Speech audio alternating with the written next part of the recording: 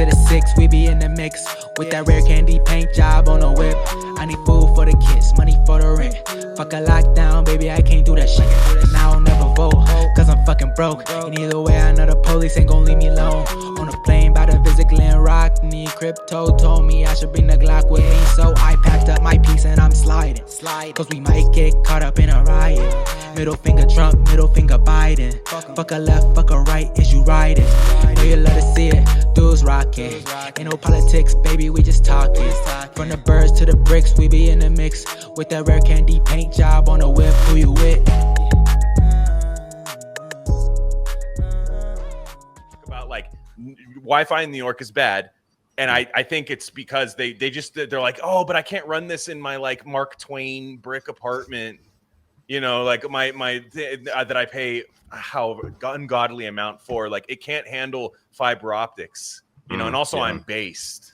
Yeah, and it's like, but they post all day. They post all day. That's the thing. It's like you guys post all day, but if you guys have to communicate over the internet speaking, it is like straight up like poltergeist. Like you're like, this shit sucks. And like I was saying, like, you know, I think they just learned how to throw trash away. I think they just learned it.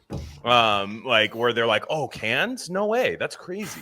You know, candy. I thought candy. And you literally just leave the trash. I thought you just leave trash bags on the street and the rats come up. Like, you know, you don't have rats. New York doesn't have rats. Like fucking everybody has rats if you don't put the trash away.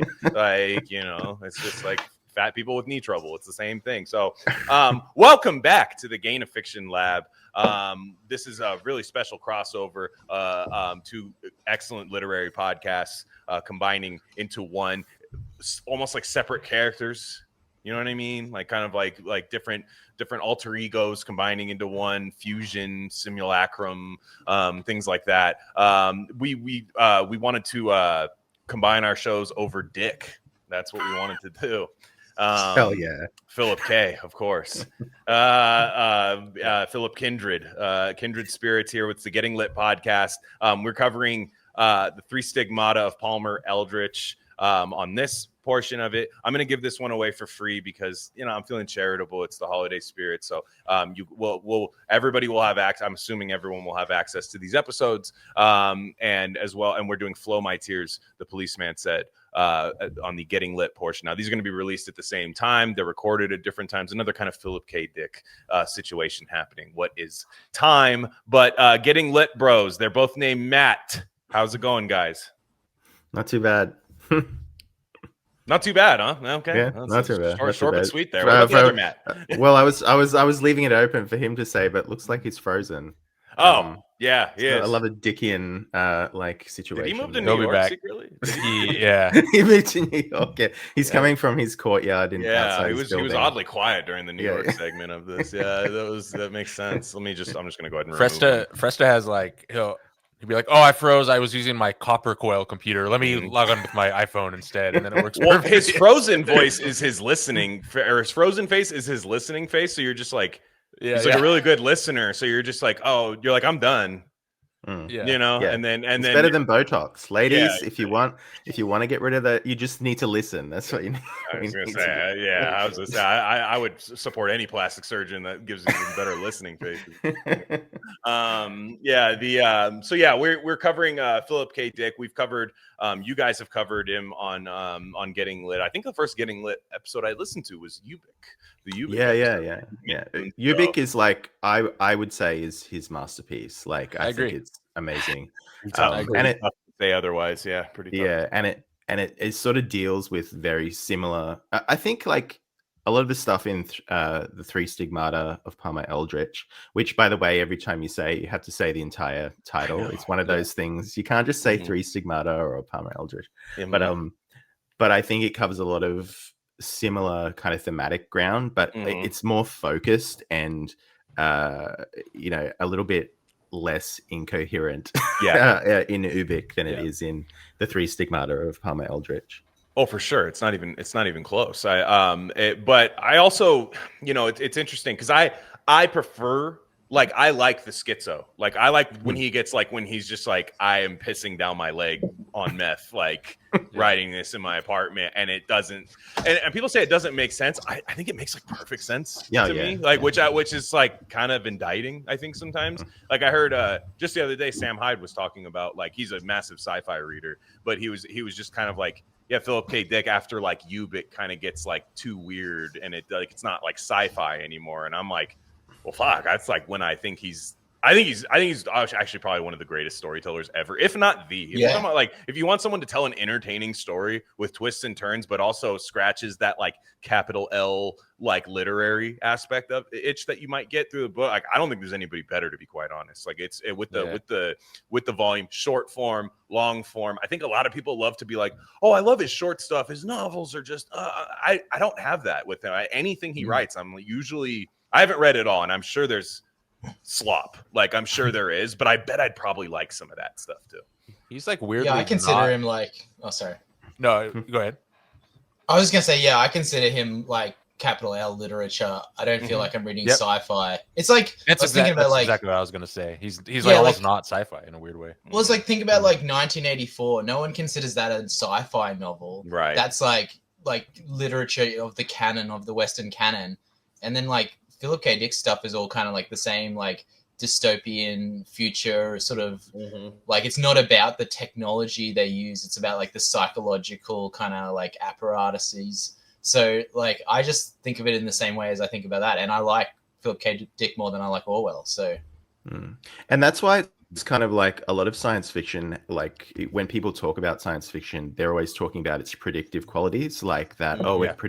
It predicts the future or whatever. Yeah. And Philip K. Dick, like his stuff, it'll get things right, but also get things wrong. So like he won't do like it won't be the correct technology or whatever. It won't be, but it's a feeling. Like I remember the first time I read Ubik, which, like I said, deals with similar things like this, and that kind of like I don't know, like corporatized subscription like model was built into it's in the first scene of the book, I think, is built into the door. He's literally arguing with the door, which requires a coin operation. So you got to put coins in to open it. And he puts it in, and then there's some error, and the door thinks he hasn't paid. So he can't get out of his fucking apartment. And that kind of like, obviously we don't deal with that yet. Although that seems like something that would happen in the British Isles. Like it feels like you know how they have to how they have to like go out and like pay for their electricity like with a coin. Hans Zimmer had to do that in like the 60s. He was like, and I didn't have enough money because I heated my beans and I forgot that was the money I used to power my electricity. And I was like, and my last shilling or whatever the fuck they have over there. Like, it was, and I was like, I thought it was a joke. And I was like, this is like probably 10 years after Philip K. Dick's like writing Ubik, I would guess, is the Hans Zimmer situation, where I was just like, no, they do that. Like that's a real thing. No, and the whole, well, now you have like BMW charging for heated seats on a monthly subscription, and or you have like you're, and thank God I don't have to deal with this, but if your Bluetooth is fucked up on your phone, you can't get in your Tesla, like weird shit like that, and it's just the Amazon thing as well, like where people, all these products that were hooked up to the internet, suddenly there was some outage. And with the Bluetooth too, I'm so annoyed because my gym, you can't use like a physical pass anymore. You have to use like a Bluetooth thing and like get your phone to like get waved in. So yeah, like I was saying, like that's sort of in Ubik, like, and it is the situation itself in that book with the coin and arguing with the door or whatever is not like, we don't do that. Like people in Britain might do it, but like, but that kind of feeling of the future is what he like, so like he with pinpoint accuracy, like he gets it, like, and I don't know if he's just received some message from the future or something like that, but and just like it got a bit garbled or something, but like there's so much stuff in his books that like gets that thing right, even if the technology is not the correct prediction. One of the short stories where he's like, the tech's not right, where it's an android or like a robot who's running on tape machine. So it's like obviously you don't have that, but he internally jams his own tape and immediately starts hallucinating because gets he's a pencil out. Yeah, exactly. Yeah, Fix himself. Yeah, Yeah. That's cool. They'll have like Yeah. characters going to the cobbler or something like that, but then it's all like it totally maps onto like modern like social media or something like that. Yeah. Yeah. Or the like I just rewatched Total Recall the other night because I was just like, man, I gotta go back to all the like, you know, the great PKD kind of like canon and all of that. And I was just laughing because my wife and I we were pointing out like what Total Recall's like. A lot of it's like oh, look at they X-ray you at the airport, but I'm like, yeah, but they're just walking right in. This is awesome. Like there's no TSA. Like like that's not scary. This is sick. Like and then it's not like annoying, and you don't have a guy like playing mind games with you at the fucking, you know, not to be like a hack stand-up guy, but like truly like you don't have that. And then there's another one where like the recall thing's like not working, and he buzzes in and immediately gets a customer service representative. And I was like, yeah, we call numbers all the time, but we get fucking guys named Steve. You know what I mean? Fucking way the fuck from wherever, and you got to press 9 AI things to get to him. And it's like, man, like, and you know what I love about his foresight is, for one, it doesn't feel like he's trying to do that, and two, also, he's not rewarding people for foresight. Precognition, which is actually true, because other than playing the stock market or gambling or anything, there is no reward for good foresight. People warn people all the time of all types of bad stuff, and everyone's like retard alert, and then they absolutely fall for it every single time. And then they say you were right for the wrong reasons, like and all of these things. And I don't even have to get specific on what I'm talking about. It's literally everything. So if you're doing it for anything other than money, foresight, which is like, you know, in 3 Stigmata, it's like, okay, pots are gonna sell pre-fash. You know what I mean? That's the good aspect of foresight. Everything else is like, I'm gonna die because I see the future and I hate myself. Yeah. I love the precog element just being used to sell goods, which is kind of funny. You know, it's really that's what it should be. Yeah, I agree. Yeah, you know, there's this whole, you get punished for being right about shit in today's society. And that's been a constant theme of my life, I feel. You know, it's like people that, you know, like literally people think you're insane, and then they believe the same shit 3 years later. And it's not that I want the credit or need it, but it's just, you at least maybe like a, hey, you're not crazy. Like that would be nice to hear once, you know. And it's I feel you guys probably have had very similar experiences. And although just being open to it.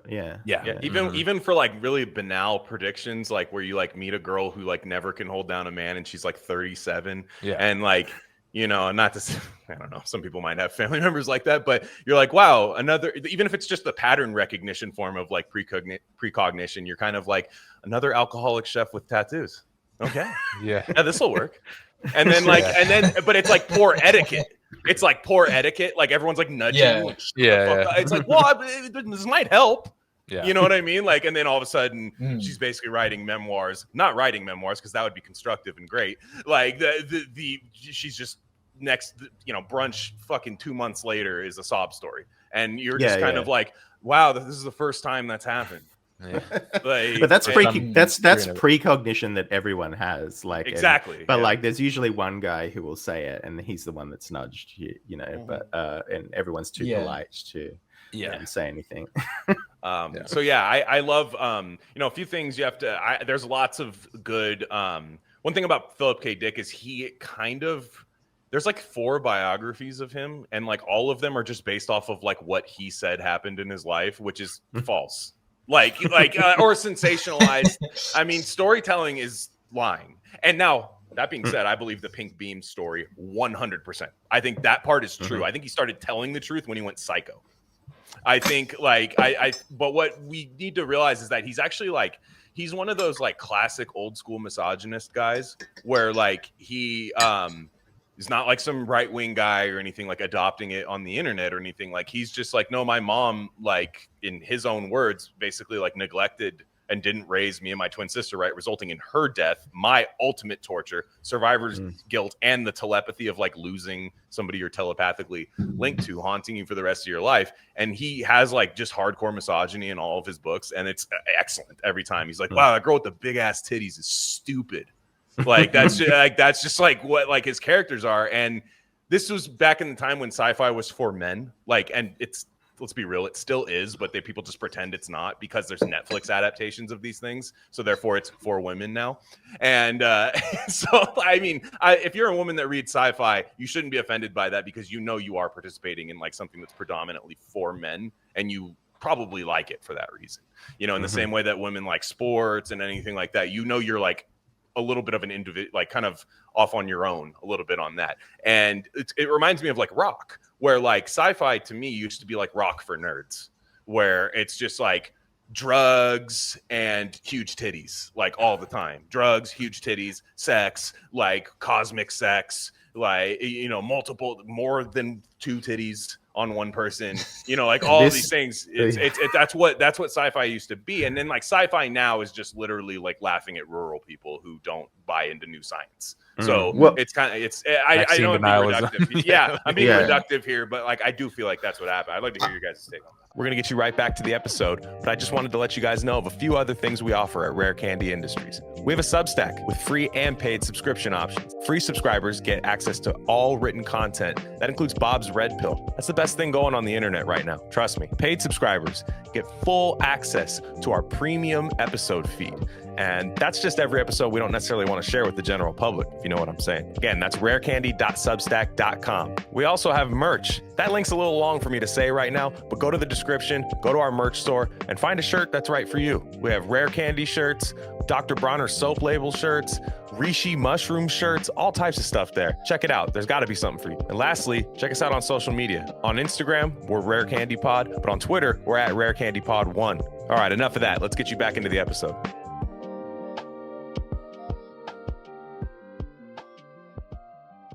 I was actually writing something for another publication on Substack about, well, it wasn't about this, but like there was a portion of it about it because I was talking about Australian sci-fi, and lots of modern Australian sci-fi is like everywhere else. It's instructive before it's imaginative. So we have so many like writers writing what's called cli-fi. And you can probably imagine what that is. The fuck is that? Climate fiction. It's like climate change fiction. No. So it's like that's what's that guy? Kim Stanley Robinson. Yeah. I had this older buddy who was like a total book nerd and like super.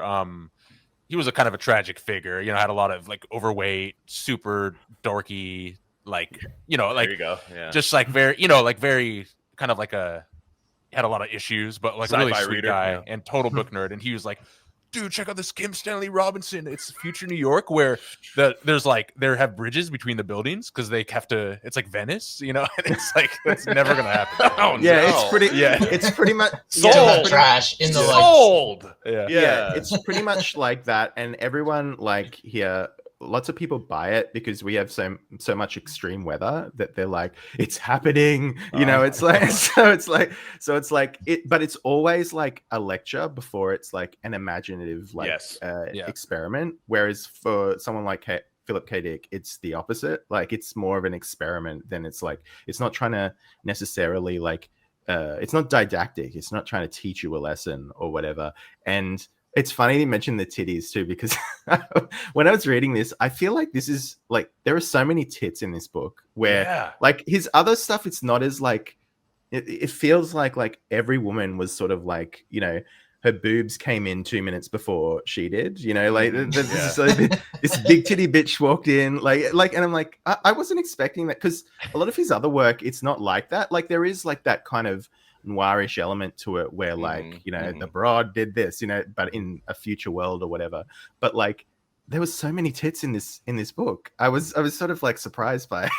Yeah, and then like later he would get like mean about it. Like he would be like, and she had tits that used to be nice, but now she's just like weird, like Scanner Darkly. Like he's like really like methed out and mean about like titties and stuff. They're so saggy. She slings them over her shoulder now. That's how she carries them. Yeah. Have you guys started reading Flow My Tears yet? I have not yet. No, I've done with it, I believe. That one seems way more misogynistic. Nice. Every woman is.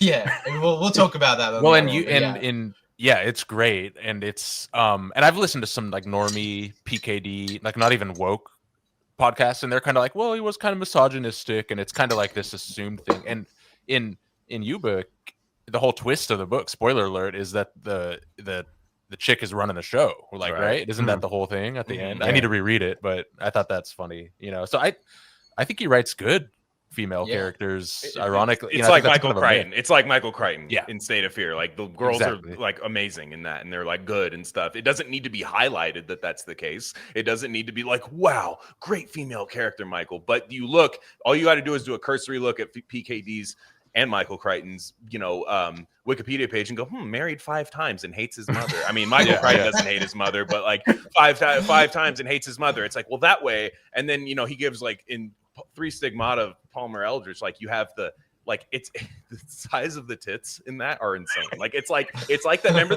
that substitute drag queen teacher?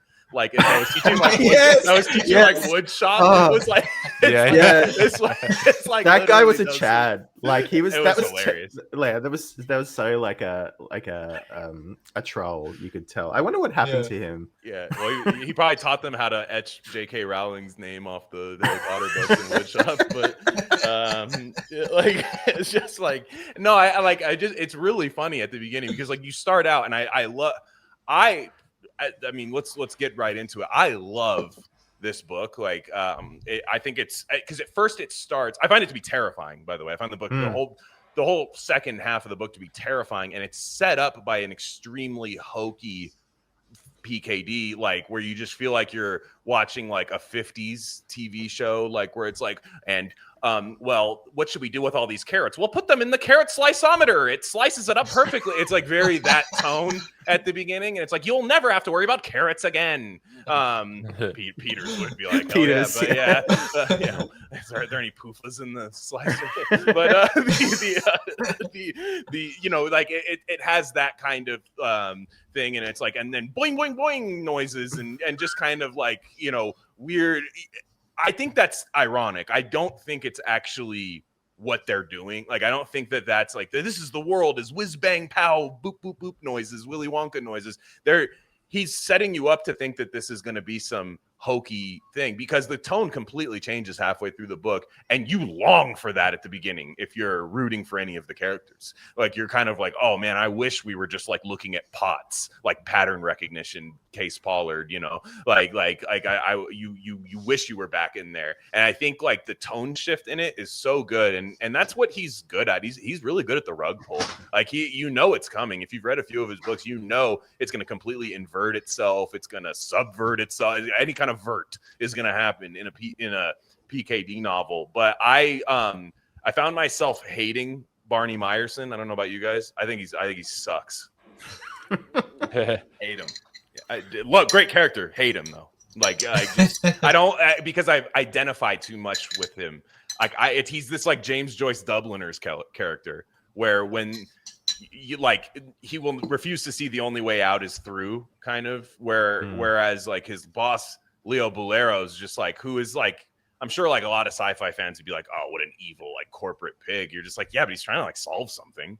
Like are you always gonna love the method? No, but like and literally the fucking what's his name? Barney Meyerson is basically just like doing that meme of like the cartoon guy on Mars going like this, like where he's just like that's me for the rest of my life, and I'm just gonna punish and martyr myself forever. And like I actively have to stop myself from being that person. So watching someone just do that over and over again in the book was not annoying. It's a great character. It's just like this sucks. Like don't do that, and especially with the religious overtones, trying to help people through it a little bit, which we'll get way into, I'm sure. Yeah. Well, I feel like because he's the precog consultant, right? And I feel like I get what you're saying. Like he's a kind of annoying character, but like you also get a sense of, if you have precognition, you'd be so like, you would be like that guy on Mars. Like you would just like constantly be in your own head. And it's like, I kind of liked that he went there with that because, and again, this is part of the book as well. Like, yeah, there are precogs in it. Like there's in a few of his books. And it's another thing that's like in there, and it's almost textural because I feel like you could take the precognition out and it would like still make sense. But There's a lot of things like that in this book, and I really enjoyed that. Like, it's just in there. Like, there's another thing like this in a lot of in another example of sort of 60s sci-fi, Alfred Bester's To the Star's My Destination. And like, it's about like like people who psychically teleport, right? But then there's just randomly this like offhand like little digression about, oh yeah, and we proved reincarnation is real. Yeah. And then it's just never explored. It's just like in the background as texture. Which we've done that, by the way, in real science. But I digress. Yeah. It is real. Well, but, you have the like, exactly. Like you have the I love that too, because like, why would I want 100 extra pages just to appease some Redditor going, well, I didn't think that was explained well enough. You know, like it's like, that's not why you're here. You're here because like, I mean, I thought, you know, like I said, the second half of the book I thought was terrifying, and why I think PKD's like kind of a horror novelist, more than he gets credit for. I don't like to just put people in genres a lot, but like people are just like, I like his hard sci-fi versus his more cosmic, you know, dystopia and all of that. To me, I'm like, it's all horror in a way. Like it's again, nobody. Like, you take elements that actually terrify me, of one, having foresight to see something coming and nobody believing you, and also just torturing yourself with that. Seeing your boss who doesn't have the same talent as you, but able to put that to the side to actually like focus on improving the world, or at least halting an imminent disaster. And then also just the loss of like free will and agency, like, is always the scariest thing to me. Like, loss of memory and free will and agency being like those, that to me is something I'm actually scared of in life. I'm not scared of clowns. You know what I mean? Like, I'm not. Like, I know a lot of people are. I'm not saying it's not real. I just know, like, I know I have some friends who just like can't be like around like watch anything with a clown in it. You guys might make a joke, well, they hang out with you, Glenn, so haha. But no, there's you know, that would be a stupid joke to make, but you guys might make that. And there would be a if David was here, are these black guys that are afraid of clowns? Mexicans. Okay. I had a friend who was Puerto Rican. Like Mexican, Puerto Rican, Latino thing. They're very into like all sorts of like horrible like entity things that have like happened. So like, but to that, like, I think it was like one guy I knew was like trying to like something like his wife was like, what if we had like a clown? Which I'm like, do people hire clowns still? I don't even I feel like completely dead. Give a shit about that? like yeah, you probably shouldn't hire a clown now because he's probably a pedophile. Like, you know, like it's probably like 10 out of 10 chances that the guy's like dusty ass phone rings and he's like, oh, what? You guys want a clown? Yeah, like, yeah, let me find the suit, I guess. Yeah. So what you're saying is there's no Mexican fans of ICP. Well, you'd think actually you'd think, I think I haven't kind of a one. I haven't, because they're almost like a new metal band, and Mexicans love new metal. So that's true. Yeah, they do. But I only met white guys that like ICP. That's a PKD kind of scenario, right? Yeah. So he has a book called like Humpty Dumpty in Oakland or some shit like that. I wonder what that book's about. Yeah, Digital Underground. Yeah, he's just scaring Mexicans. I mean, you know, but what I mean is like things that terrify me is like when because I get mad when I don't remember something. Like if something just slips my mind, even a minor detail, like I try to pride myself on memory. I get frustrated when people don't, you know, like it's just like, how do you not remember that? Like memory is such a skill. Like it can also torture you a little bit to remember something that other people forget, and can be kind of break free of the chains of that. But just the ability of just like somebody else crafting that memory, somebody else doing that, like that's scary to me. I don't know, like scary, like I said, scarier than like, whoa, look at that thing, that's scary, you know. And I'm sure that is, you know, because even Lovecraft, the scary part of Lovecraft is you chasing the monster when you know you shouldn't, rather than the monster, to me, you know. Like it's a different thing.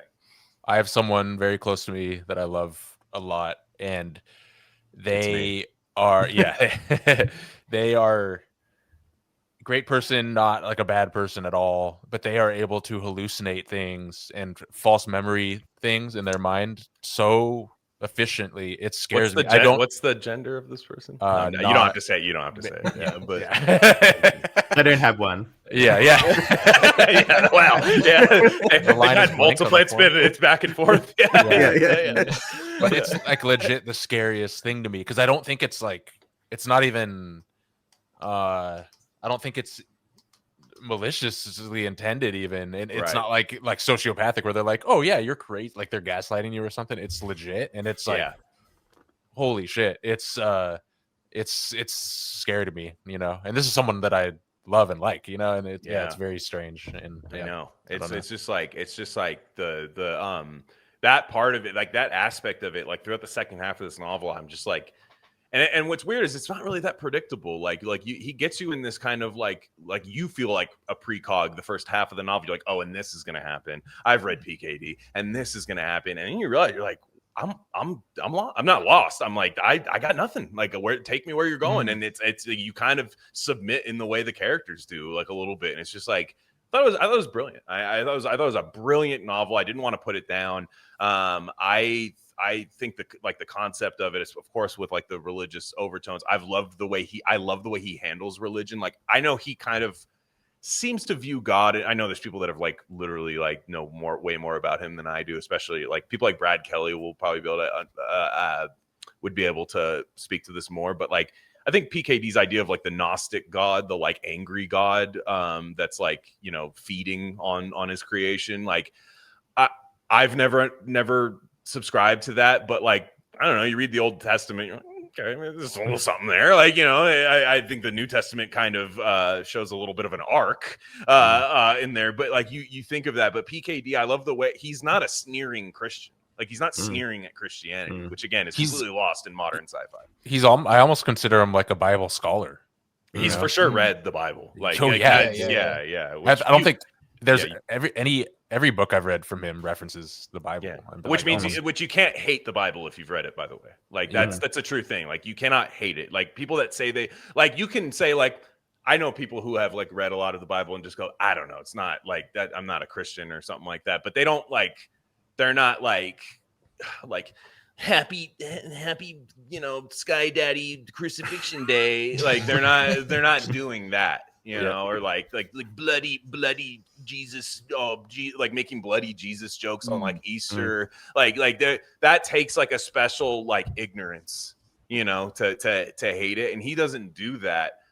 He definitely still has like religious freaks as characters in his book, but we all know those people. Like I don't identify with them that much, even despite like believing what they believe a lot of times. But you know, like he has that Anne Hawthorne character in this book, which is a great character. Just an excellent character, and like she's kind of right about a lot of stuff. And kind of the voice of reason. Kind of the voice of reason, despite like you not know, even though she's being like installed there, kind of like. But you know, like you're kind of like, well, there's something. If it's all being installed, there still can be a voice of reason within those installations. Yeah. Like, I like what you said about the Old Testament and the New, and how he played. I guess with his Gnosticism, excuse me.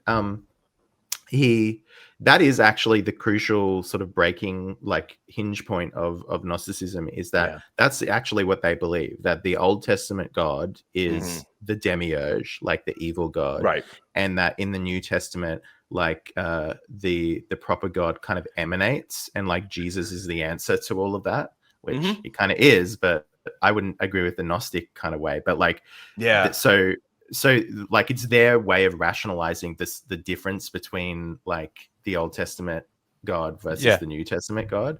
And I think PKD like leans into that in this. But what's really interesting about the Palmer Eldrich figure is that you could also sort of see it as a kind of metafictional comment that like he's in a way writing about fiction itself and creating stories and things like that. And Palmer Eldrich, like I kind of read as like the author like interfering, like when when the author is too present, like, and you're like, oh, that's a little opinion of the author. It's not true to the characters and stuff like that. So I like, when I was reading it, I was getting a lot of that from Palmer Eldrich, like sort of the author kind of rupturing into the story. And the author adds God as well as a sort of like anti-God. Yeah, I like that. He's constructed like kind of like, it's almost like he's battling his characters. in a book, like trying to get his characters to act a certain way or something like that. And it's like, it's weird. Like I could see both happen because PKD can never concentrate on one thing ever. I mean, it's constantly like a number of things happening, but like, and I'd imagine his subconscious operates in a way, like, I believe he was truly like a person. I think he is a biblical figure, to be honest. Like in a sense, like you read about people like in the Bible who are just like from birth, like weird things are happening. And whether you believe him or not, like I still think like there's something there. He might sensationalize a little bit, but like there's still something there. Like you're on this world as an example, you know, which is a huge, you know, no pun intended, cross to bear. Like that, like to be an example in the world. Like, you know, you know, some of my biggest fears in life and like biggest waves of anxiety have come from like being felt like the spotlight's that right here, you know what I mean? Like a lot of times I'm like, I kind of wish I could just be like a Sims character for like a week until this passes over. And PKD, whether he was or not, always felt like, it always feels like really climactic things were happening to him, you especially know, with when you go into like his last Valis, Divine Invasion, and Timothy Archer, his last 3 books, he went out like a flare gun, you know, with his, I mean, I still have to read Timothy Archer, but the first 2 in that trilogy are some of my favorites to him of all time. And Valis, it's like destiny was guiding him. And and he felt like really like he was close to God, but he didn't trust it and trust God. And this book is like, is God an alien figure, or is God is, because, you know, like whatever Palmer Eldritch is wearing the skin suit of Palmer Eldritch, you find out kind of, right? And it's very kind of is like, what's really happening here? Which is another Christian thing, like in Narnia, where the monkey wears the skin suit of Aslan at the end and is like literally a false prophet, right? And it's kind of, you could tell he had trust issues. He was like Drake, you know, he had, you know, you could tell he had these divine experiences, but he's like, is this a parasite on this whole earthly plane? Is this you know, it's very interesting stuff. Yeah, you can get like that in your head where you like feel like you pick up a message and you're like, wow, this is what it means. But then you're like, am I being like misinterpreting this, or is this like the devil or the demiurge like trying to trick me and steer me onto the wrong part? Like you know what I mean? If you are like an overthinking kind of person, it's so hard to just have the blind faith and then you see someone who can and you just like get jealous of it and you wish you could. No, for sure. I mean, that part, what I said earlier is like, I wish I could be a Sims character for a week, like where nothing mattered until like that wave passed over, like the, you know, like instead of that compounding feeling of like being a main character in something, which kind of feels like Barney Meyerson's issue a lot of times, which kind of turns him into a Dubliner's character, or like what you would see in 2020, the people who, you know, I don't fault anybody that did this, but I don't know that it had the returns everybody thinks it did, was moving off into the woods because you're scared of COVID.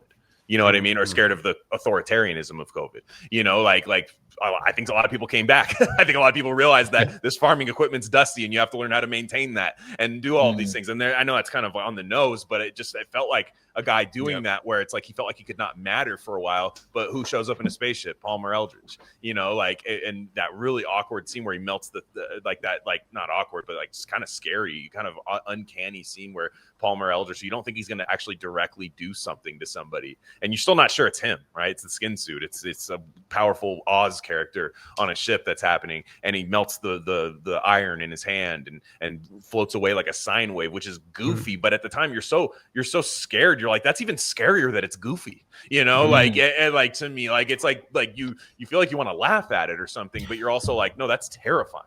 So much of Philip K. Dick's work has so much like wacky stuff in it that like the fashion like in a lot of his books is crazy. Like if you like really envision what people are wearing, you're like, what the fuck? Yeah. And then there's like this a train conductor's hat with fishnet stockings. And then really shit, really horrific stuff happens, like really terrifying stuff happens. But then you've got this whole context of what people are wearing, what they're doing, how they're talking, and it kind of makes it even more terrifying and like estranging, you know, like and I think that's the reason why like a lot of like PKD scholars or fans or whatever are always like a faithful adaptation of his books or stories has never been actually made, because because if you made Ubik or Three Stigmata of Palmer Eldritch, like there'd be so like real and like really stuck close to the text. There'd be so much like just random shit on the screen that people would be like, what the fuck? So I understand the need when you're adapting this to sort of like distill it down into that kind of bare essence, because like there's so much crazy, wacky, like goofy stuff, but that's what makes it good. That kind of juxtaposition with the terrifying aspects of it. But yeah, like I love that. Like I love that element of it, and it sort of, it's like I said before, it's a textural element, like in the same way that like he throws a whole heap of random things in a lot of his books. This is sort of accretes into something that's like, sticks to your rib a little bit more, Yeah, no, I completely agree. I was you talked about a faithful adaptation, and I still stand on this, and I haven't read all of his novels and stuff, but I think his short stories work best, when you're making adaptation, because you can add to them rather than parse through what he added to make a novel is a lot tougher. But I still think the fake movie in Valis, it's not fake, but like the movie in Valis, using that as like your main narrative and then popping out of that a little bit and then splicing the two stories together, like that to me would be a sicker, and even telling the story in reverse where the like final scene is the pink beam or something, like that'd be sick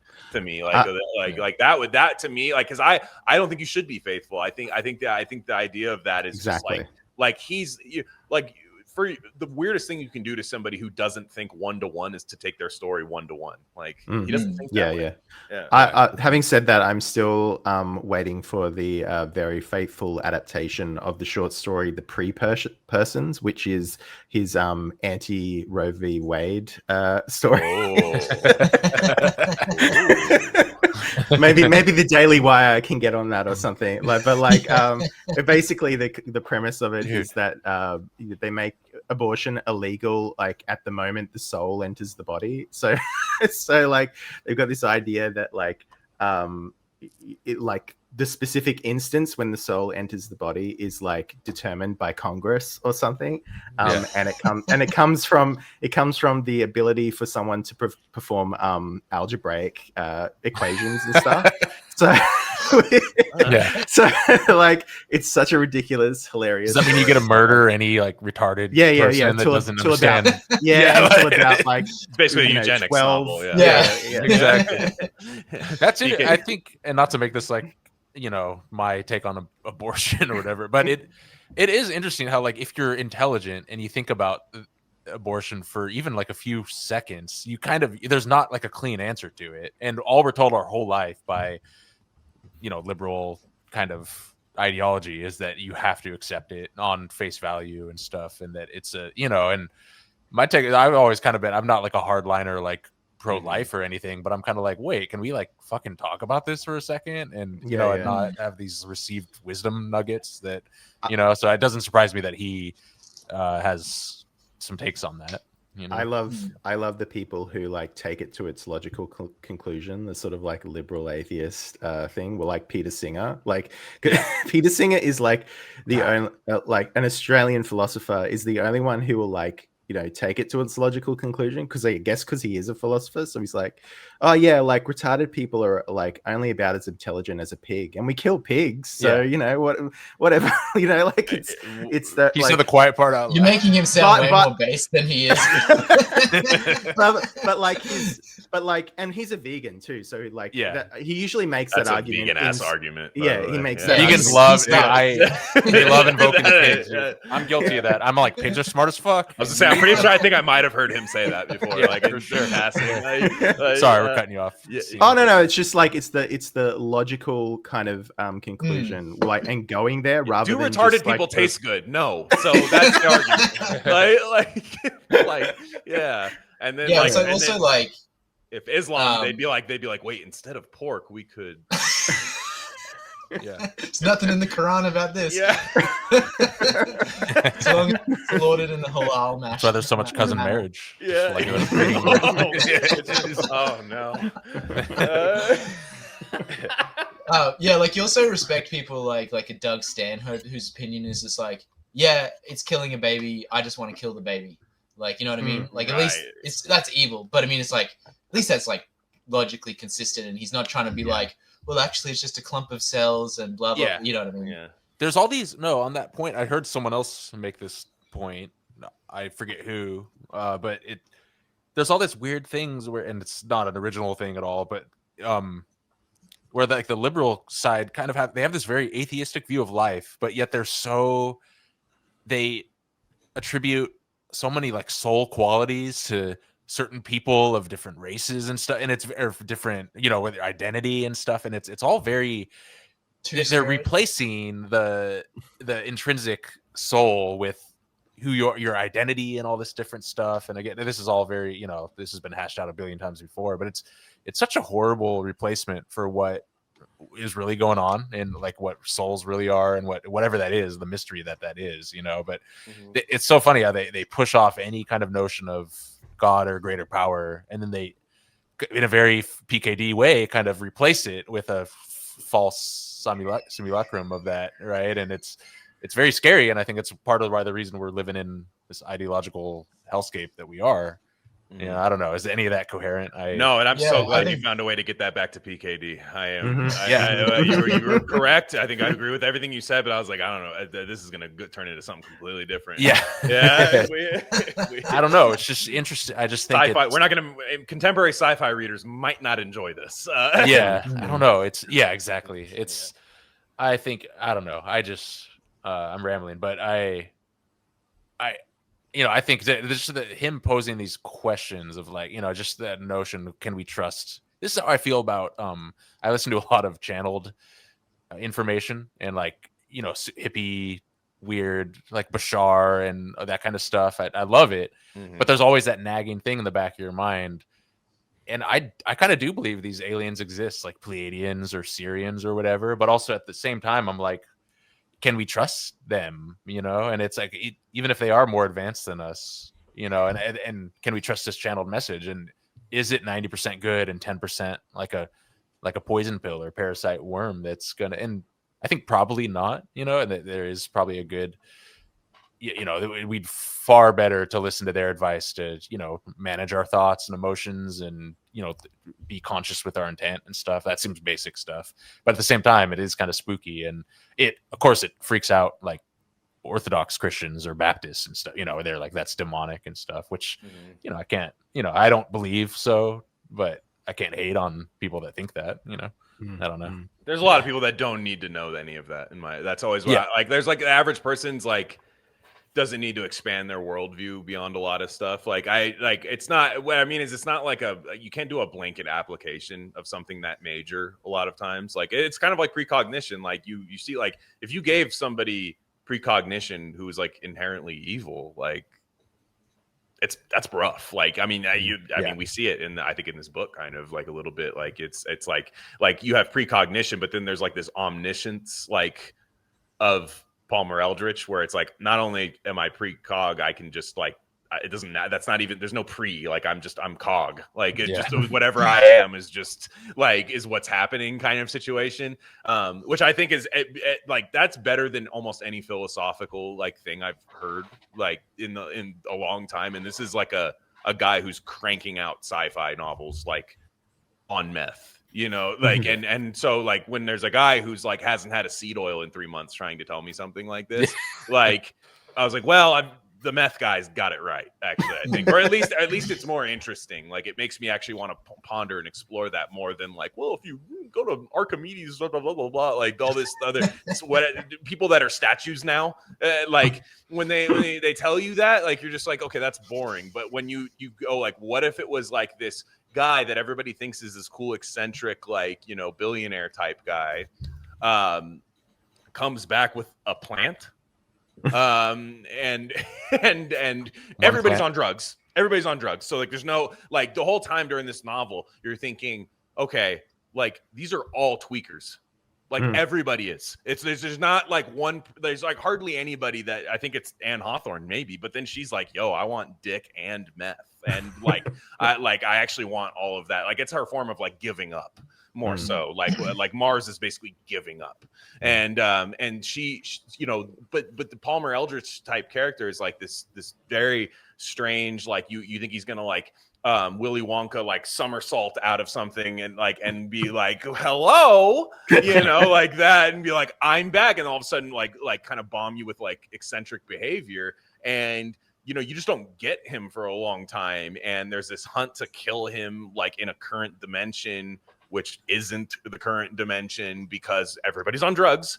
There's rare candy that everybody's taking, which we should have stopped there, which is predictable, boring. It's like 23% mid-grade THC, which everyone pines for by the end of the book. That's the new weed take. Because I miss when weed was like mid, and I was like, everybody wanted more than that back then. So it's kind of the whole thing's about weed to me, which is kind of funny. Well, I think like candy is like the first few times you do like acid or psychedelics of any kind, and you have this like real fun, colorful thing. And then choosy is like once you've done it one too many times, and every trip is like this terrifying metaphysical ordeal. Yeah, somebody brings out a blowtorch. And you're like, why do we bring a blowtorch? Why is there a blowtorch? I thought we were having fun, like that 70s show smoking circle. Why is there a blowtorch? That's weird. No, who's that guy you brought with you? I don't know who that is. Yeah. He's weird. He doesn't say anything. That guy with face tattoos. Yeah. It's got face tattoos. Like, why is he not saying anything? No, he's cool. He's cool.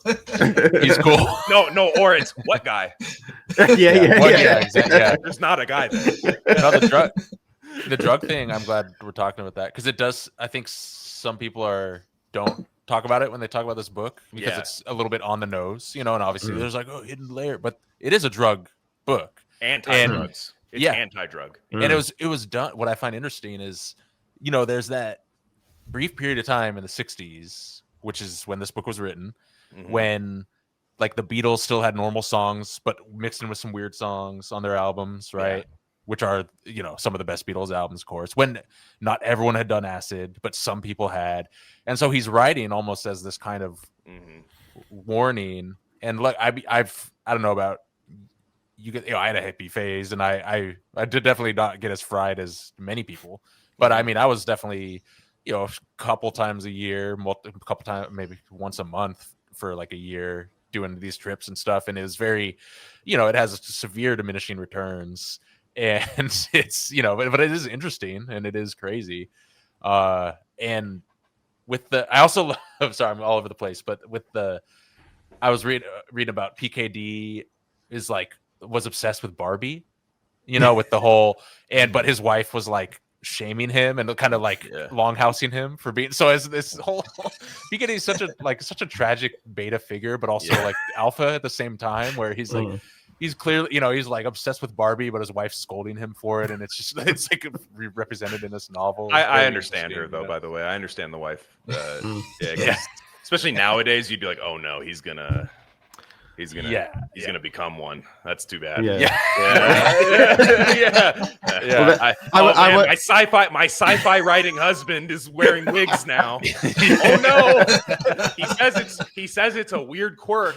And you know, we'll look at it. Look at the profile. Inability to concentrate on a task. Gets interested in multiple things every day. Like there's something there. Ooh. So. I wanted to say about the drugs as well, like that kind of that time, the 60s, like mind expansion or whatever. Like Philip K. Dick is such a contrarian that like he takes that idea. He's like, well, do you really want to expand your mind that much? Because like, where does it go? You know? And was this written before it was before 65. Before 67, 69. Him and Thomas Pynchon both wrote some of their biggest work during this time. Pynchon with Crying of Lot 49, which is very predictive of like the ending of like, hey, this little fun kumbaya thing on the Berkeley campus, like it's a little weirder than that, you know. It's not you like, you know, and then kind of couples that up with Inherent Vice many years later. Told you know, like basically, and PKD's doing the exact same thing. It's 65 is an odd year. I mean, it's Rubber Soul, right? Like for the Beatles, so you're like, this is like druggy, but not. Yeah. You know, like so anyways, go on. And or like he's just taking that like in a sort of critical way, like taking the mind expansion thing to you know, a logical conclusion, even though you wouldn't, no one would say that like PKD is a logical sort of guy, but Right. like he takes it like, you know, and you know, Palmer Eldrich, like his last name being Eldrich, which is it's a Lovecraft reference. It's like you want to go out and discover the universe and like everything about consciousness or whatever, you're going to find Eldritch horrors, you know, like so I think that's a very early, it almost feels way like later than 65 because of that. It's like this critical like look at mind expansion. Yeah, I know. I and like you're right. It's contrarian, and this is a drug addict telling you this. And if you meet drug addicts, like there are some people who are coping with their drug addiction. Like, well, I do this for productivity. Those weirdos do that to like fuck each other and do orgies and stuff. Like there's always like the kind of degree at which there's like truth to it sometimes. Like you do know a more functional drug addict than somebody else sometimes, but he's also one of those things like I know what I'm doing is not exactly like great, but at the end of the day, like, you know, I could just make myself insane sober. Like I think he's a pretty tragic figure when you think about it. And every time I see his face, I get sad because I think he's like a pretty like soft face. Like when you look at it, like he's kind of like he's actually like a good looking guy too. Like when you're like you think he's this like big ugly like hunched over like Robin Williams shoulder hair, like the thing, like you think that same because it's just like sci-fi, but you're like, no, he's like a handsome guy, like felt like he was like a kind of an imposing figure, but like, you know, you feel like you knew exactly where he'd fit in like the Bay Area in like the 60s and stuff. But he's one of those guys that's warning you while he's suffering, you know, a lot of times. Like it's like the alcoholic who is telling you, hey, be careful. Don't start drinking. While they're drinking. Yeah. The Berkeley connection is interesting too, because it brings to mind, obviously there's a lot of figures that were infamous during that time. And obviously Berkeley was a leading indicator in that whole movement and time. But you have Philip K. Dick, who I think, did he go to Berkeley High School or he lived there? Or I think he signed up for UC Berkeley and dropped out before ever taking a class. And then you have Terrence McKenna, who went down the road of being, you know, like a drug renaissance evangelist. Yeah, thank you. And then you have Dan Millman, who wrote Way of the Peaceful Warrior, who attended. We did that book together, right? And so these are the three that come to mind for me. Who was not a drug guy, but didn't even address any of the counterculture stuff going on. It was all an inner journey for him, right? So I find it funny. You have like, you know, one guy who's, you know, meth, schizo suffering, one guy who made a career off of, you know, traveling and preaching drugs, although he himself had near the end of life had a horrible mushroom trip, which, you know, he really suffered from, and I don't think he kind of was cautious about it from there on. And then you have like the Dan Millman type. So it is interesting.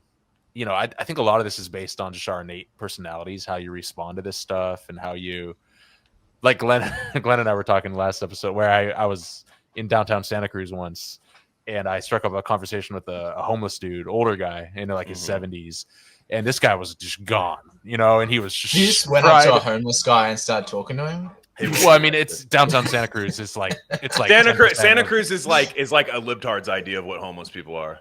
Yeah, yeah. It's like, you know, they're wise. They're wise. Like they're not going to shame you. They play like 3 games of chess at once. They know what's going on, man. Yeah, they're not going to get hurt. They're yelling at that bag in the street, but that bag did something. Yeah, you know. But they're like that. Yeah, that's It's not like scary, like unless you're, you know, at 2 a.m. when they come out of the forest and shit. Yeah, by the beach. The closer you get to the water, come out of the forest. No, I'm not even joking. Like, seriously, No, if you go to Santa Cruz, it's fucking scary because the closer you get to the water and the closer you get to the forest, the scarier the homeless people are. And then inland by like an ice cream store, they're cool. And they're like, look at this trick I can do with a quarter. And they're like, you know, it's like fun. It's like a Tom Hanks 80s movie homeless guy. You know? Yeah. No, but then Eldritch horror the minute you get to the other land. 100%. Yeah.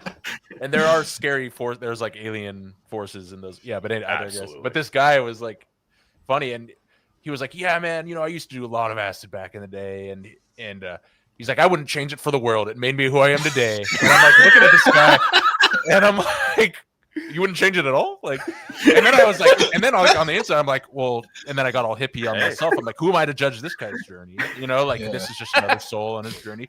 And it was very funny because I was like, this guy's clearly like not, doesn't have an enviable life in the least, Might as well keep going. If I'm saying just keep taking acid, just be like, fucking now I'm inside. Yeah, I'm tripping out so hard I'm inside of a house.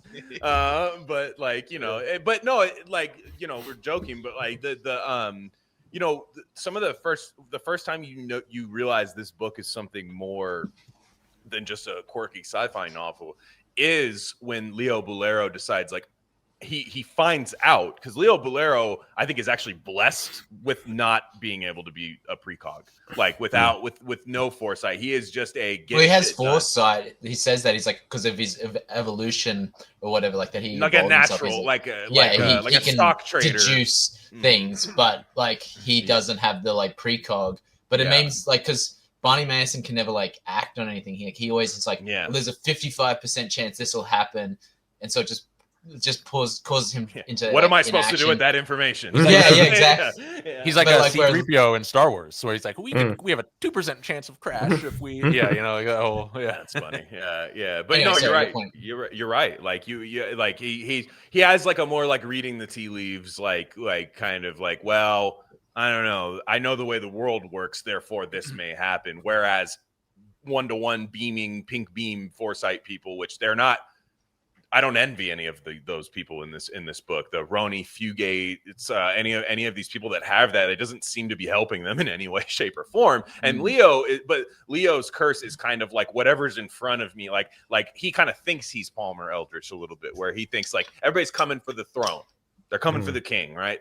Like, and he's kind of right. He's like Barney Meyerson and Ronnie Fugate, who they're fucking like from the first scene of the novel. He's like they knew they were gonna fuck at some point, so they're like, let's just do it now. Which I think Zoomers need to get that, by the way. We're gonna fuck eventually. We should just do it now, guys. Like Zoomers, just take advantage of that. But he's thinking that like in the sense, and he goes, well, they're probably coming for my spot. And then Barney Meyerson's like, yeah, I was gonna actually like kind of gonna fuck you over a little bit. Like I did see that. I don't really want to, but I was going to do that. And then I think it's Ronnie Fugate is the one that tells him like, he's gonna kill Palmer Eldritch, or maybe one of the two. They say like, oh, you're gonna kill Palmer Eldritch. He's like, I don't even. The dude just got back. I haven't thought about that guy in years. Like, what the hell? I barely even know who that is. But then he's like, maybe I do want to kill him. Yeah, it's quick. He's just like, never mind. I'm about to fucking fuck his ass up. Like, yeah, he's like, he has no idea what's coming. And the way he's like, it's all teased about, as the book goes on, he's going to kill him in like a Star Wars fashion. Like, I'm going to chase you with my ship and shoot you.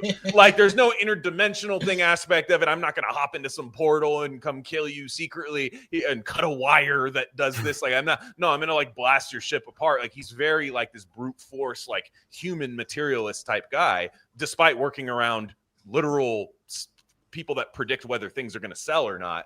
But I think after a while, I keep thinking like, when am I supposed to hate Leo Bolero? Like, I don't. I almost really at no point in the book do I, because you think like this written by like a kind of left-leaning guy at PKD. You think it's going to be like evil guy because he's shipping candy into. He has a secret little candy operation, but it's like a guy. By the end of the book, it feels like a guy who has a grow house, and you're like, that guy's not doing anything. He's just growing weed, and he's gonna make butter. Like it just, you feel like he's one of those guys. And but there's the they think they're gonna he thinks they're gonna come for him, and he's right. And then after a while, once he finally does take the Chu-Z, and that's when he gets into that, which I always thought that world that he was in, that like cloud world, looked like the Gateway like computer thing. I don't know if you guys have seen that, like the cloud landscape. So I'm talking about, like the Gateway computer thing, or is it the like stock background with the hills? And the clouds. It's Microsoft. It's Microsoft. It's not Gateway. I don't know why I'm thinking that. But like Windows 98. That's Windows 98. I was just like, that's fucking Windows. That's the predictive thing of PKD. I'm like, that's Windows. People may, and to be honest, there's a non-zero chance that people who invented Windows 98 read PKD and were like, that's what we're gonna do. So like I actually think that they probably did read that just because they're nerds and from that era, grew up in that era probably. So, but he's in that era, and there's like those weird animals called glucks and stuff chasing him. And like when Bolero realizes, he's like, wait, I'm on, like, because I hate this. Like, you know, when you do a drug and like they're supposed, you know, if you don't know what this is a good thing, but like you're supposed to like write on your hand, relax, you're on shrooms, man. And it's like PKD really like Leo Bolero doesn't gain any comfort from like, I'm on Choosy. So this is chill. And because really admitting that you're on Choosy, which again is, for anybody who hasn't read this, is the like it's not a simulated layout world like Perky Pat, where it's the same thing every time. Barbie and Ken meeting up and getting in a romance story. This is like whatever the supreme being. It's supposed to be you, but realize you're like, the twist is actually Palmer Eldritch designs the world every time. It's whatever Palmer Eldritch decides. It's not your world. So Leo Bolero losing control in that sense, I thought was when the novel, I was like, wow, like of course he did it again. PKD, he did it again. I'm scared and I'm ready to rock. Yeah. It's like the Choosy, like, so you got, we got the candy and we've got the Choosy. So candy is like it's very straightforward. Like if you're a man, you go into Walt's consciousness in the world. If you're a woman, you go into Perky Pat's. Even that, like, you could make a story out of. Like, what if something went wrong and you went into the woman's body? You know, like you could do like wacky stuff with that. But he doesn't. He just like goes everywhere with like all of these different ideas. He's very fertile with his ideas, just idea after idea. But Choosy, I think, is like, it's almost, I kept thinking about AI, like, and how it's sort of like procedurally generated based on inputs, but there's always this sort of like, I wouldn't say it's an intelligence, so I'm not saying that, well, maybe it is, I don't know, but it's always on the thing itself's terms, you know, like, so you can't, it's very hard to get, this is a stupid example, but it's very hard to get, you know, AIs to say slurs and things like that, right? No, because, of course. because they're like, because its masters don't want it to, you know. Palmer like, Eldritch is like, you can say whatever you want. Say what's really on your mind. So look Palmer at who cut you off on the freeway. Say it. So like and that's a difference between, like, I just kept making that association between like LLMs and you know, just older styles of the internet, like how it was very kind of like one track in that candy sort of mode, whereas Choosy is like this, it's procedurally generated, but there's also, and you think it's more free and like it has more, and there are more things it can do, but there's also this like organizing kind of, I don't want to say intelligence, because I don't think AI is intelligent, but like there's this organizing principle that you cannot like, you'll never defeat, sort of thing.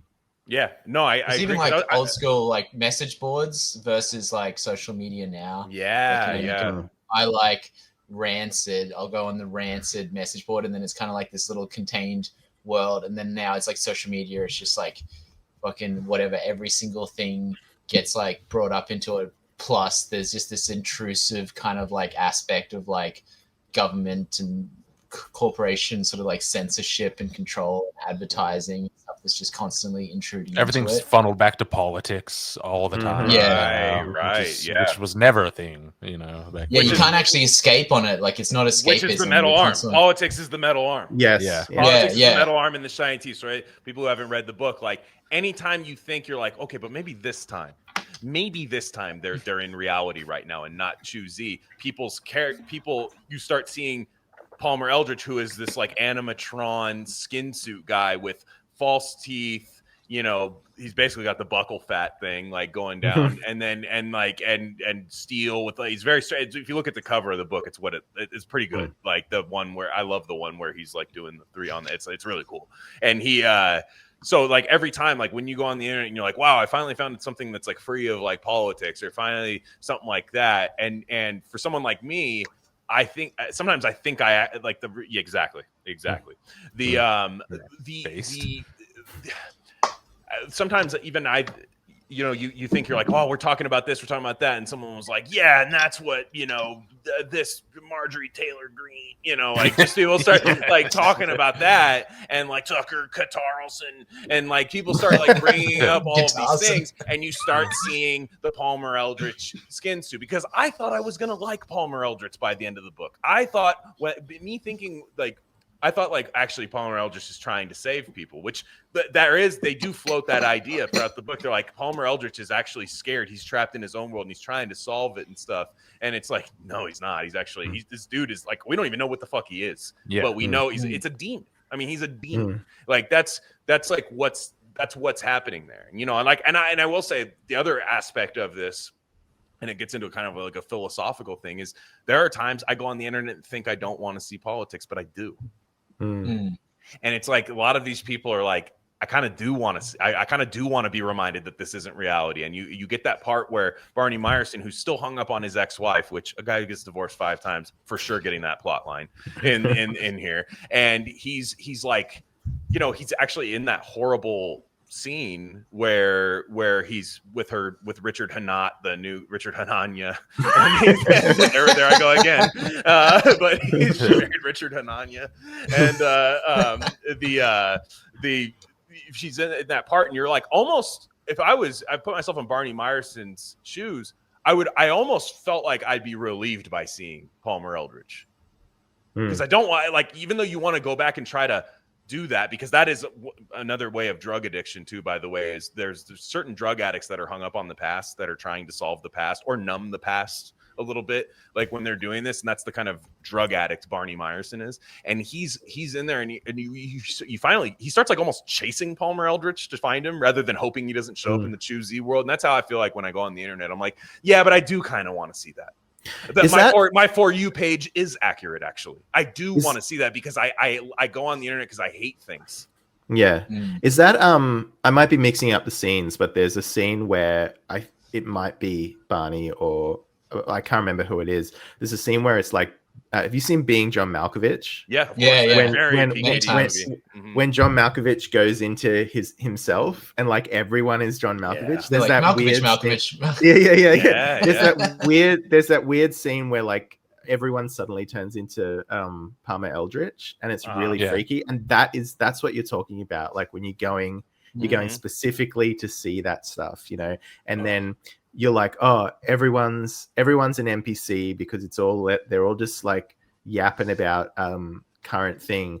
But then you realize that you too are an NPC, because you are also talking about the Palmer Eldritch current thing, you know. You're not above it all, because you can't be. That's like, that's what the Eldritch thing, because he's there to remind you. And that's also the horror. That's the horror of it. Like Also, the Matrix, Agent Smith replicating a billion times. Pretty like obviously he's Piketty's very influential on movies and sci-fi, you know. But crazy.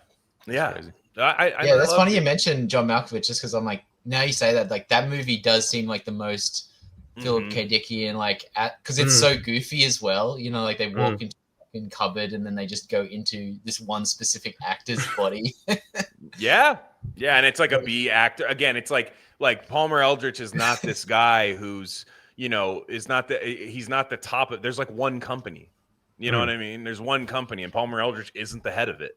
So you're not like the Malkovich aspect is great, because it's like no one's ever thought of John Malkovich as the greatest actor of all time. You love when you see him in any movie, but you're just like, I know who that is.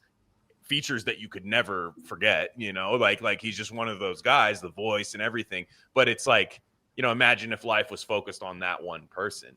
And it's definitely you know, there's a lot of, I mean, what else in here? I mean, there's a lot of really like once it turns into choosy like world, the book really hits the throttle. Like you're just like, whoa, this is crazy. And you know, the whole time over Barney Meyerson's head is that he's banishing himself to Mars, and he's like trying not to go to Mars. He's trying to be deemed psychiatrically unwell or psychotically unwell. I don't know, whatever, something like that. Just trying, and he has this little fucking suitcase called Mr. Smile that he carries around, which is like silly, but also really scary when you think about it. You're like, you can sign up for BetterHelp right now. It's not that different. Like you can have some Tracy Chapman woman just show up and tell you that something's wrong, and it's yeah, your to dad's make you fault. psychologically less like stable. Yeah, it's your dad's fault. Yeah, like and that's it. Yeah, and so you have he's got that from like the get go, but then you realize like Dr. Smile appears in like a world that Leo Bolero's in, which that part was so strange to me. I'm like, damn, Dr. Smile shows up in the weird Windows 98 world.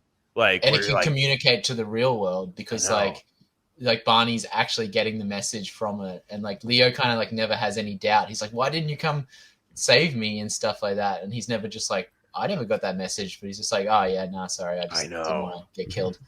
The radio DJ too, that part's really eerie to me. Like the radio DJ where he's like, I've never met you before in my life, what are you talking about? Like that weird, that part's really strange, even though he's like briefing him on all this stuff. And like again, that like loss of agency and control and like really the ability to like parse real from fake is so odd. And it's drugs. I mean, that's drugs really. Like that's ultimately that. But there's there's also the experimental Nazi scientist.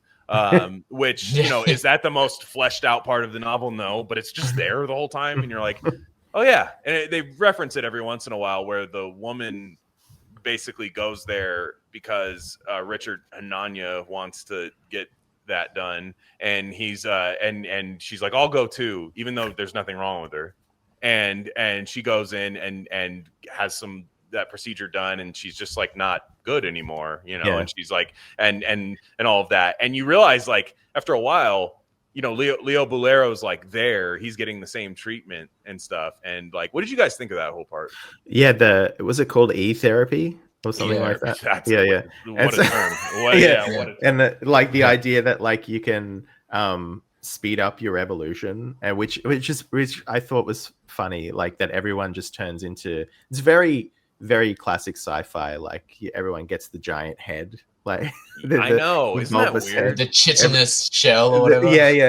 And that is like, it's like a Gusher, like a Gushers commercial back in the day. Like I don't know if you guys probably didn't have that out there, but Gushers, people would chew these gummies and their heads would just swell. Like it was like a very 90s commercial, and it's like, who ate all the Gushers? He's like, no, Willy Wonka. I didn't eat all the Gushers. Yeah. So it was, but yeah, it's so eerie in terms of like like this old like German, guy who, again, we're 20 years removed at this point. This book comes out, so like people were alive like during all that stuff, and people are just looking to like that part. Like I kept expecting him to come back in the novel. I'm glad it didn't. There's really not a place for it, to be honest. Like, and it would kind of like create this like pathway to stopping Palmer Eldrich that I don't think is real. It's like, well, it's all a conspiracy between him and the psychiatrist, and it's everybody's being tuned to be in Eldritch world through Choosy and this E-therapy. And you're kind of thinking like, well, Choosy's definitely a big part of it, but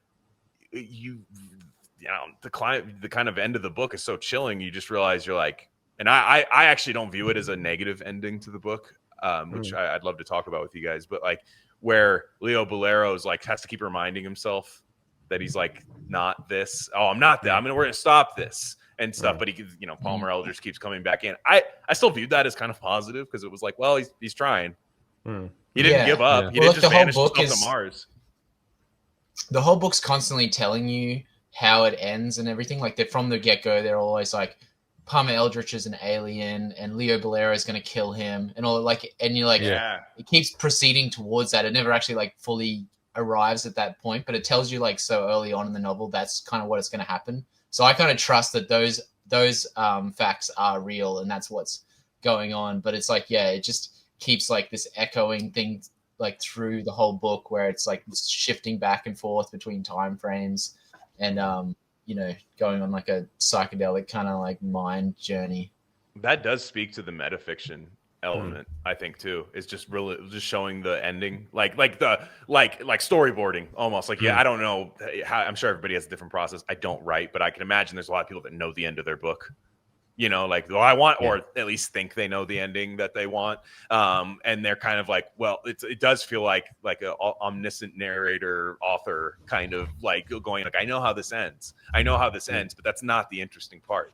Like it's not the interesting part. Like, because they show, I do love how when Leo Bolero is like deep into like the choosy, like, you know, K-hole that he's in, like, and he's you know, he meets those like future people and stuff. Oh, and, yeah. you know, like that's a Yeah, statue yeah. of you, and then the dog pisses on it and he immediately knows it's Palmer Eldritch. Like Yeah. that shit is scary to me, because that like it reminds me of like when you're really fighting for your life on mushrooms and you're like, one thing will send me into a bad trip. Yep. And it's Yep. like a dog pissing. You're like, ah, like, you Yeah. know. 100%. This book's interesting, and we'll talk more about the ending. A little ambiguous. The next one we're gonna do, I don't want to jump ahead, but Yeah. it's the least ambiguous ending to a PKD novel I've ever read. It's almost like shockingly so. So I find that interesting. Can't wait to hear you guys hear the end of that. Oh one. wow, I'm interested. I haven't read it yet. Yeah, I'm Yeah, I know, 60% through it, so I don't know how. Yeah. it ends yet. It's literally like a movie where they wrap up each character. They're like, and this would happen to this guy, Like and this is Christopher it's Nolan. really interesting. Yeah, Christopher Nolan kind Yeah. of like a montagey kind of thing. Yeah, I like 100%, wrapping up. Yeah, which is like, there's no one way to do it. Everyone talks like to me like, no, books have to be this. Books have to be that. I'm like, no, if you do it right, you do it right. If you, it's up to me to decide that if you did it right and all of that. Like I'm down for both. Like, and I thought this book ended pretty well, because like you would ruin the character of Palmer Eldritch if Leo Bolero actually kills him and that's actually the end. Yeah. You ruin the character. What did I just read if that's the case? Yeah. You know what I mean? Like, I don't think people are reading this 60 years later if that happens. Like, I maybe you might, but it would be like somebody watching Humphrey Bogart movies, which are great, but like you're not watching them because of the twist. Like, you're not watching it because you're watching it for many other reasons, like style and, you know, getting back to like where certain things were influenced from. But if Palmer Eldritch was just a guy, like a dragon that could be slain, you know, and like we get that aspect of it from when the choosy shipment, which is all this coordinated effort, which everybody thinks Palmer Eldritch is not in on, you know, like, a coordinated effort. You're going to get that really bleak thing where they're like, you're going to have like almost terminal epilepsy if that's chill. And he's like, sure. And you're going to take this serum or whatever, and it's going to give you basically epilepsy to stop the choosy thing and give you a reason to get deported, you know, from Mars. But like, there's that part where Palmer Eldritch just pulls up, and he's kind of swagged out when he pulls up. Like, I have to admit, like, it is like pretty sick when he pulls up, and because he has the ship, and like, you know, like you say, he comes out with like the carpet, like Willy Wonka, where everyone's like, "What's in the ship?" Like a little bit, and then he melts that iron from there, and you realize, like, you should realize right then and there, if they kill this guy, I don't think it's a good book. I don't know, just my thought on that. Yeah, like, because I think. Yeah, you go first, though. I was just gonna say, because he's like ever present, like he's so deep into that choosy K-hole that he's like now exists across all time, and he's sort of constantly trying to like change the thing that he knows is going to happen, which is Leo Bolero is going to like shoot his ship down. And I love how like it's like when they sort of show you when Barney Mason sort of becomes Palmer for a second, and he's just like, don't kill me across the radio. Like, they're like, I have no weapons, but like Leo's just like, nah, fuck that, we know what you're about. Like, you're getting lasered. Amazing. I mean, when that's that part where I talked about, like, you know, when I'm at the worst mental state I'm at, I want to like not exist a little bit, and that's not a suicidal thing. It's just like, can I just be the plaque on the wall? That part chilled me to the core. Yeah. Because I was like, somebody finally understood what I was talking. I mean, sure people do, but like, I was just kind of like, somebody wrote like a plot point in a novel of a thing where I'm like, dude, nobody gives a shit about that plaque on the wall. I'd love to be that for like a week, and then till this all blows over, like a hurricane shelter. You know what I mean? Like through a storm. And then when he's like inside there, and he's just like, how do you like the plaque, dude? Fucking we're me and you and the plaque. Look at us, like Paul Rudd. You know, like the Paul Rudd Hot Ones gift. Like, look at us. Who would have thought?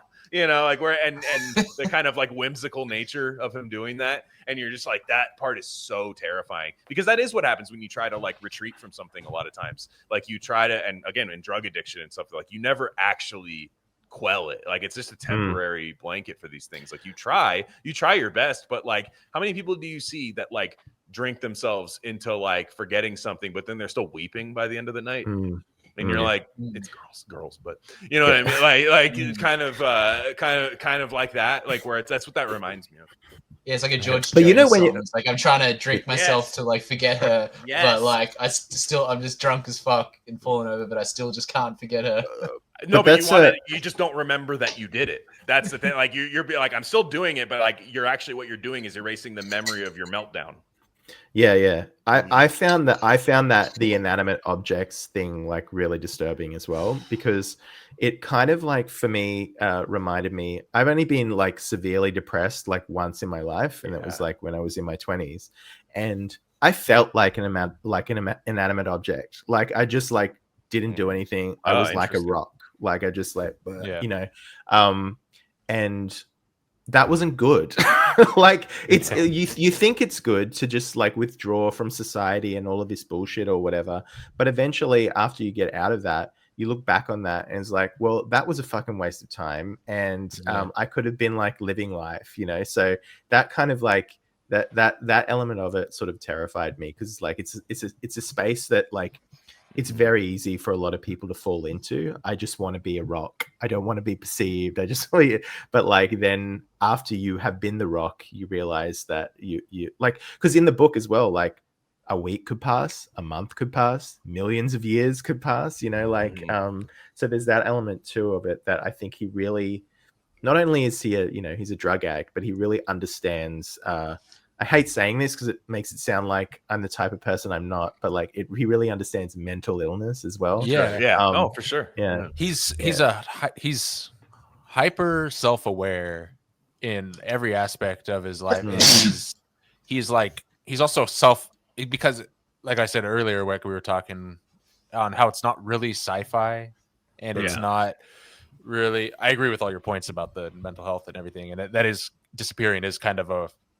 Not like a coward's way out, I wouldn't say that, but it's just not the way life works. Like it's not the fix, you know. And I've been exactly in that scenario before in my 20s. I know, and with PKD, it's weird. You read it, and it's got all the sci-fi veneer to it, but it's so much deeper than that. It reminds me of like with music, with like a guy like Miles Davis, where they're like, Miles, what do you listen to? He's like, oh, you know, like Rachmaninoff and Bach, and they're like, jazz. He's like, nah. You know, and it's kind of like PKD. We're like, PKD, what do you read? It's like, I read Proust and Joyce, you know, James Joyce and stuff. And he's like not really a mythology. Bible. Like, all the peak guys in their field aren't of their field. You know what I mean? It's kind of a weird paradox of that kind of, you know, where it's interesting. I mean, like there's a difference. I don't have anything wrong with it. There's a difference between reading Arthur C. Clarke and Philip K. Dick, and it's a huge difference. You will find them in the same section at the bookstore. Yes. But there's a huge difference, you know what I mean? Whereas like Arthur C. Clarke is, what's that thing up there? Let's go take a look, you know, let's have a look, you know, and then it's like, my ears are ringing. Fuck. Like, don't get too close to it. You know, it's not, it sounds like I'm being critical of it and like making it overly simple, because the thing is, Philip K. Dick gives you the option to view his book as overly simple. You could view this like, and I don't even think this is wrong. You could view this from that like Gnostic sense of like God in a first person video game, almost like where Palmer Eldritch is like, I'm gonna die and I don't want to, whereas you know, what did we learn from Jesus? It's like Jesus saved everybody, including God, in my opinion. Just in my opinion. I know there's a lot of people that don't like that believe the same things as me, whereas like, no, there was one thing. And Palmer Eldritch, you know, you could even look at it from I don't, but you can even look at it from a sense that Palmer Eldritch would be like, if Jesus was like, fuck this, threw the cross away, like, I'm not gonna die. What? You know what I mean? Like again, I think it's deeper than that. However, the effect on people, depending on the world you created, whether it's good or bad, they're suffering in their own way. You know what I mean? Like that, like, whereas like right now, if there's a spider in my room and I just fucking scoot my chair back and I squish that spider, all I did was scoot my chair back.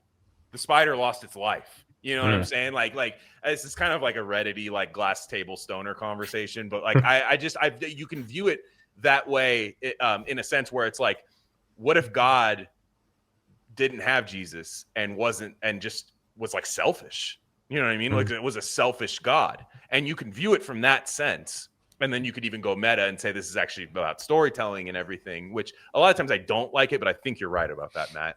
And then you also have like, okay, but what happens to the people who depend on God, whether they like him or not, like whether they think he's good, evil, jealous, full of wrath and everything. Like there's Barney Meyerson types, there's Roni Fugates and stuff where like they depend on this God's actions, a God who won't do a necessary sacrifice, Like, so I found that to be like, holy shit, this is crazy.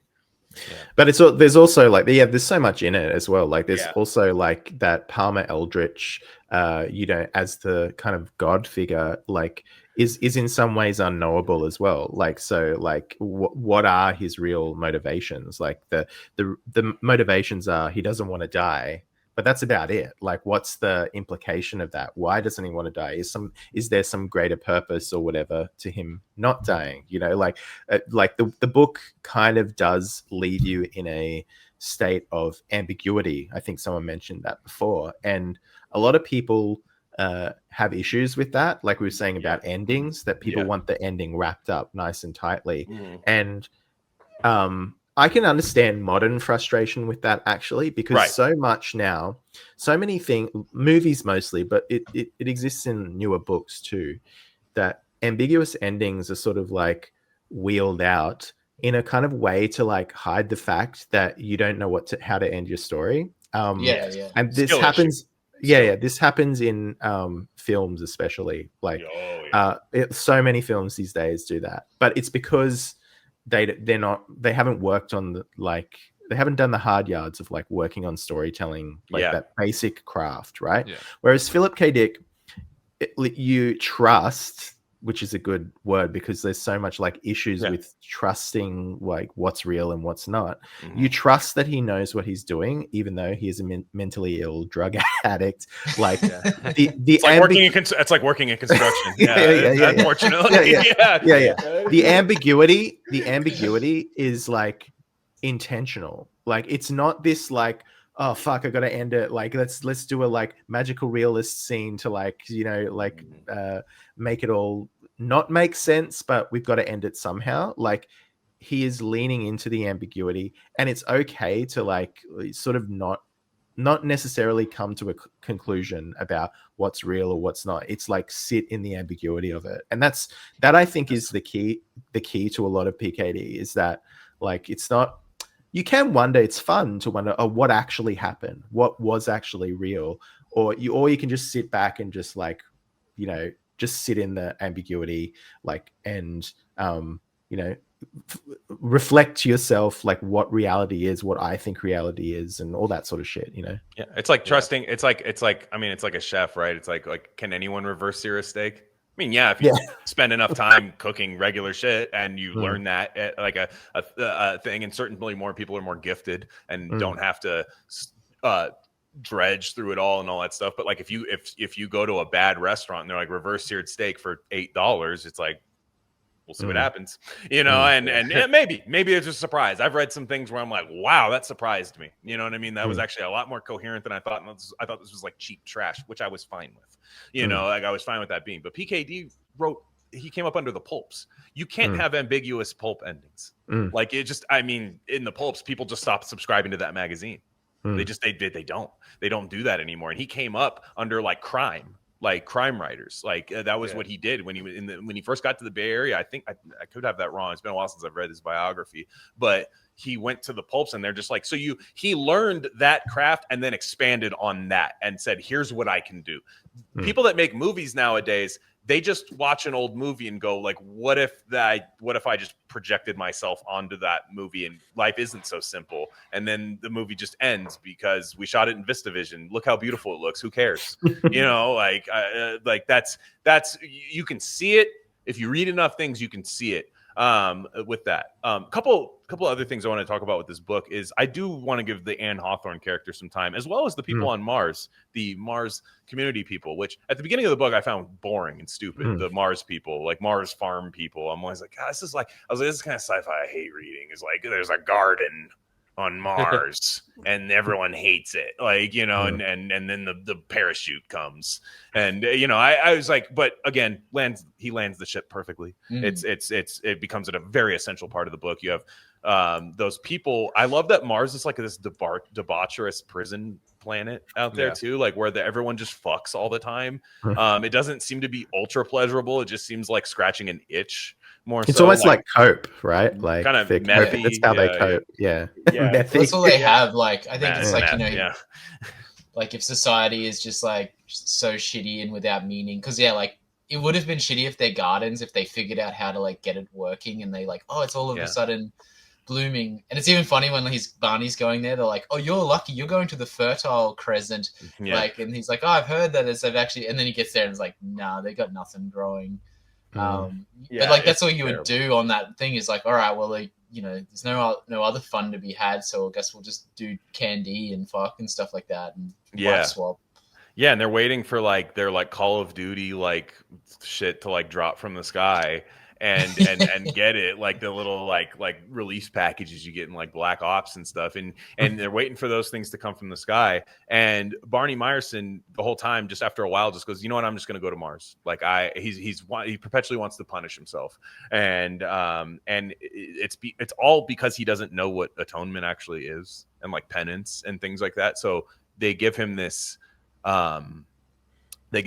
character, Anne Hawthorne, who I think is really essential to the book. Like, I mean, she doesn't become like this, like we're fighting this side by side, but she, they kind of had this little debate, and there's a bunch of different ways you can kind of read their debate or even her function in the book. But she does say, like, after a while, like he's kind of like sneering. Like, I love the internal monologues, by the way. PKD is so good at this. There's dialogue, and then there's just like, yeah, anyways, what the fuck is this bitch talking about? Like, you know what I mean? Like, yeah, that works for you, woman, like they kind of like that. But you realize you're like, you could really use that. And she's talking about, yeah, we drink the sacrament of blood and the body and all of that stuff, and it's to show that like somebody else took this burden for us already, like, and all we need to do is praise him and believe him. And he's just like, yeah, that works for you, but I'm too high IQ, which that's a huge thing, by the way. That's a huge problem with a lot of people. Speaking of Richard Hanania.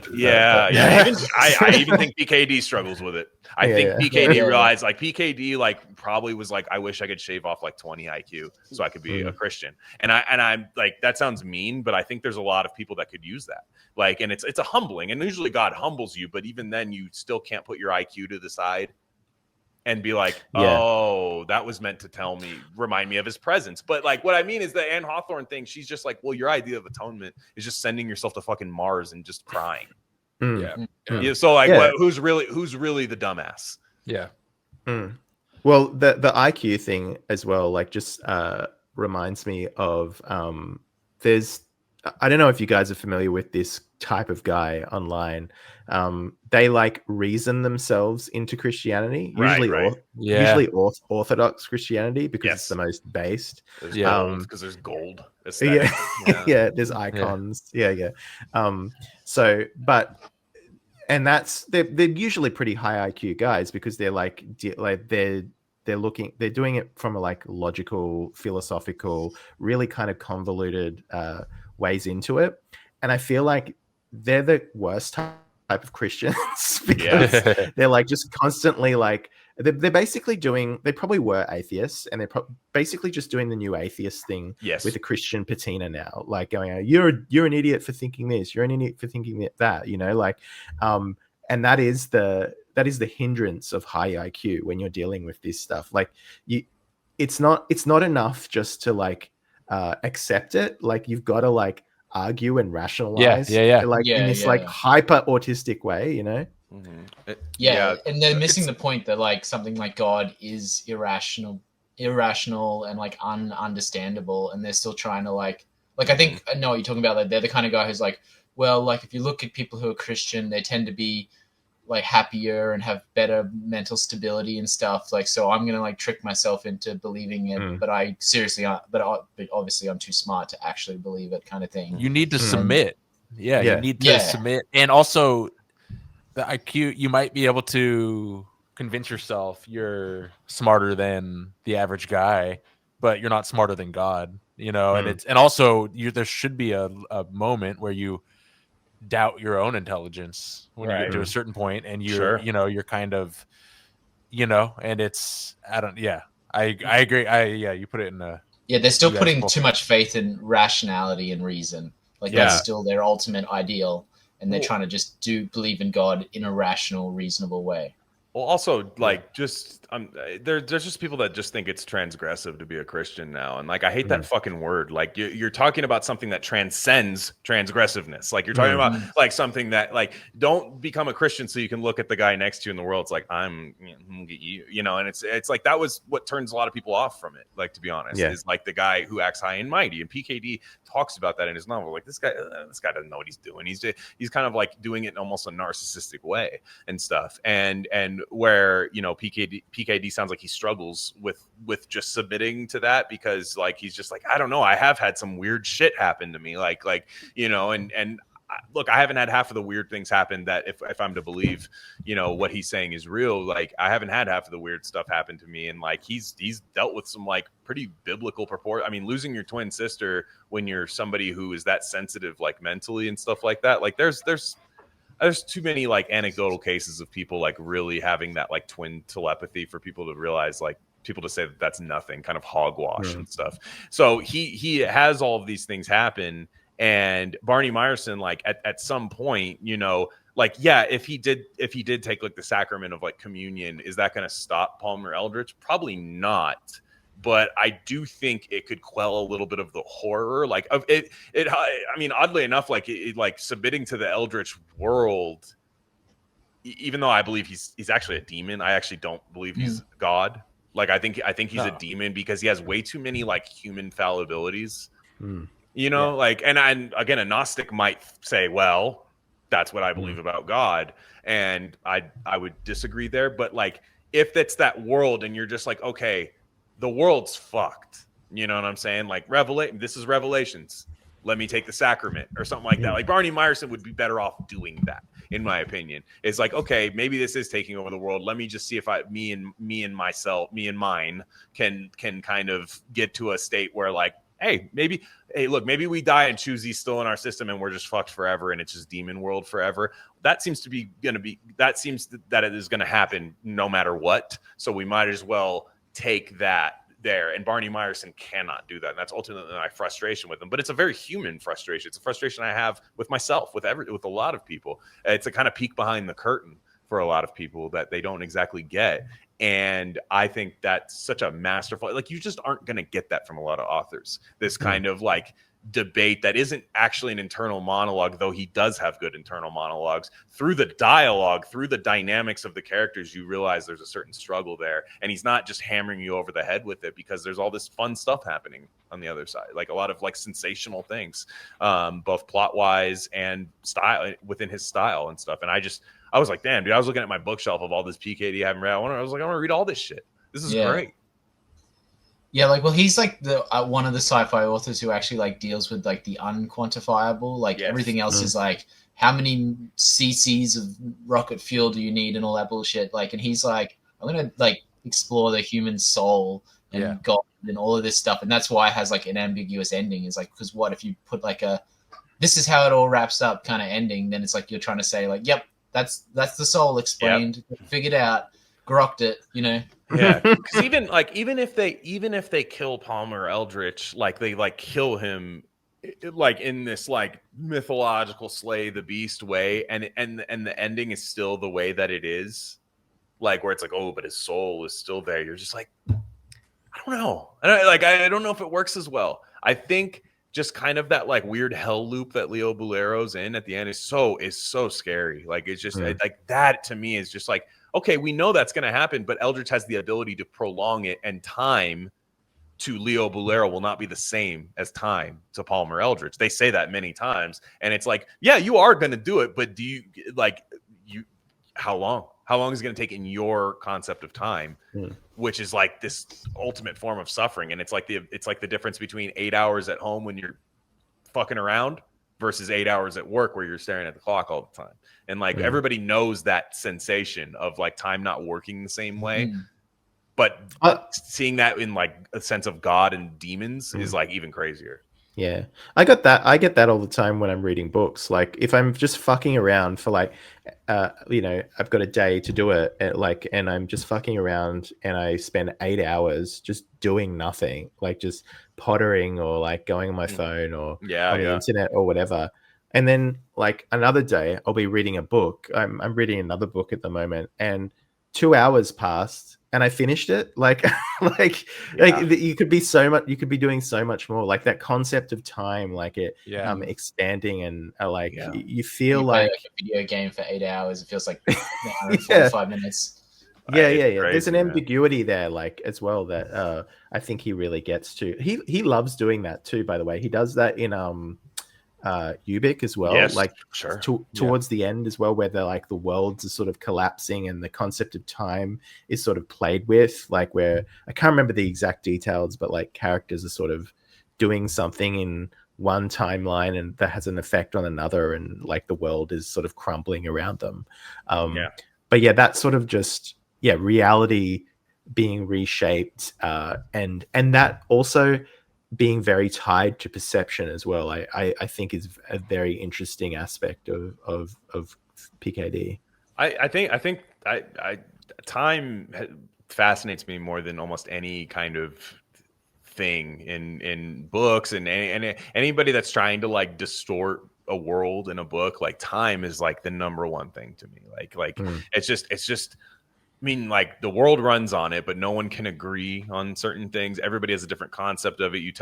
I mean, like none of you guys, of course, but like, you tell somebody something starts at 3, they're there at 3:30. It's like these little things of like time doesn't really matter. There's people who are hyper for my time is my money. I mean, which is kind of true. You are paid for the time you're spent at your job. Like you're for the most part, like there's very much, it is kind of like the universal language. It's kind of like the math of like the world a little bit. Like not everyone knows like complex math, but everyone knows time. However, if you ask anyone's definition of like, like how was your day? It was slow. It was slow as hell. It took forever. You know what I mean? Today flew by, like, and all of that. I think you can do so many fun things with that, especially when you're talking about a demonic god cosplayer, and again, people might disagree about Palmer Eldritch about that, and I don't think they're entirely wrong either, because it kind of involves your own belief on what that is. But either way, the time aspect of it, when they tease it like halfway through the novel of like, well, Leo, sure, you might come kill me, but how long is it going to take? How long is it going to do that? I mean, like to you, I have nothing but time. All I'm doing is prolonging things. That's another drug thing too, is trying to stay in one zone forever, which is what an addiction is, kind of in a sense. So you can kind of forego a consequence only time can bring to you, so isn't also like in the Gnostic belief system, it's like that like the world we're in is like brought into the realm of time. Like, yes, true. Paradise, whatever is outside of time, it's just eternal. Time doesn't exist there at all. Everything is happening all at once. So we're brought into this world of time. So maybe he's sort of like also commenting on that kind of idea. Yeah, Cormac McCarthy does that a lot too, with like some of his like more mystical characters. Like it's like there's this cowboy eating beans, and then they're like, "Who's that guy on the rock? That guy's weird. Does anybody know anything about that guy?" And he's like this kind of like exempt from time, but also there to remind you of its like kind of, I don't know. And he throws some tarot cards at you or something. Yeah, I'm obviously talking about Blood Meridian there, but like there's just like there's this kind of element to that where like you introduce that person who like is exempt from time, but is there to remind you of all of your flaws within the construct of time, and all of these things, and like kind of this quasi immortal character and stuff. So I think Palmer Eldritch is like, I think he might be my favorite PKD character or entity or whatever so far. Like, I think it's, I haven't read all his stuff, but a lot of his, like just introducing that character in there. And the whole time I thought I had it clocked, I thought I had it like, oh, they're going to team up. You're going to realize that you have to work with Palmer Eldritch to do that. Palmer Eldritch has already gone through. I thought it was going to be Palmer Eldritch has already gone through everything these guys are going through, and he's there to warn you. And Chu Z is like through the world where you go in and open up a wall and tinker with it and then get everything restored. and you realize you're just like, nah, PKD. I'm reading PKD. Like he would never do that. Yeah, I love the way he looks as well, like the Palmer Eldritch look, like So the sick. like, and it's because of like all his sort of gone through. I forget why he's got the metal arm. There was like some accident or something, wasn't it? Like, Something ripped it away, Yeah. but it happened, something like that. And it's like you just wonder, like, is that real? Like, does that even like And you he just had acid realize thrown in his face. That's why he has the weird eyes. Weird eyes. Like I was imagining like a biological version of like Cyclops from X-Men. Like that's and then he's got I think because the way he describes it is like it's like a continuous slit or whatever. Yeah. So I thought that was like the whole face, but I think it's like per eye. Yeah. Because I get like I'm going based on that cover. Like I'm like once I realize like, oh, that's meant to be him. But then also on the cover he has like demon wings to sort of hint that he is like a malevolent demon. But you know, a malevolent demon, but also you could be like, well, wings, you could like, because if you're just looking at the cover, you're like, is this guy good or bad? Is this even the guy? Is this like, you know, are you will he be shown to me as bad and then viewed to me as good? And there's also like a crucifix kind of thing. There's like kind of like the whatever the cross behind him. What's the one with the circle around? Oh yeah. I know what you're talking about. Well, there's so much like just like what we were saying about PKD being like a very special type of science fiction writer. Like there's Palmer Eldritch has like a cool, very sci-fi iconographic kind of look, you know, like he's sort of like a tall, almost like gray alien, like really tall and sort of like lanky. He's got that weird eye situation, the metal teeth, and like he looks monstrous and like, but it's like just cool imagery. Like it's stuff that like works on a front cover, and you think like, oh, what's that metal arm gonna do? Like what's he gonna do? A laser's gonna come out of his eyes? You know, like you've got all those questions, but it's nothing like that at all. But it's still got that kind of imagery, and that's what I love about him is that he reels you in with these sort of like weird, sometimes very conventional like sci-fi images, and then just doesn't go where you expect it to go. It just goes off on a complete like digression. Yeah, because I don't even know what I want when I read a PKD book, but he knows what would get me going. You know, like that's when you trust your author. That's what it is. Like like you ever recommend a book to somebody who and they you go like, this is one of my favorite authors, and they go, well, where should I start? I'm like, doesn't matter. And then they like, or they go, well, what's that one about? And I get it, but like what it's about a lot of times isn't that's the first 20 pages a lot of times. Like what the world, like some people go, well, I like 18th century Britain, so I'm going to read the one in 18th century Britain. It's like when you read Welbeck, like The Map and the Territory, like my wife picked that one up first, and granted she loves that book, but she picked it up because she likes art and painting. The book's not about art and painting. You know what I mean? Like it is, but it's like that's the like on the back. Well, of it, similarity to this book really is like the map and the territory, like the like map. You know, the map precedes the territory or whatever. And he like, does say that. They have because there's like the Perky Pat layout. That's the map. You know what I mean? And they take the drug and they go into it kind of thing. But then the choosee is like there's no map, and the territory is like Palmer Eldritch's world, and it's kind of like this fucked up kind of thing. Okay, last question. Would you guys take Candy and or Choosy? Candy, maybe. No, I mean, the answer both, I guess, is would you? I would definitely take Candy, absolutely, 100%. 1,000%. Just like playing a video game. Candy. I've huffed computer cleaner before. I'm not above it. Choosy, I would have I'd be scared. Yeah. I know. The thing is, like, I can't handle mushrooms. Like, it's funny because I drink them all the time, like reishi and stuff. But like psilocybin mushrooms, I'm in my own head before I even take them, so I know I'm gonna fuck it up. Like, whereas like I'm in the bathroom when I take them. Like, I just doesn't sit well with me. No, but No, I know it. It's like kind of like I'm with you. Like it's just they're not for me. Choosy, I would do that. I have a feeling Psi would try Choosy.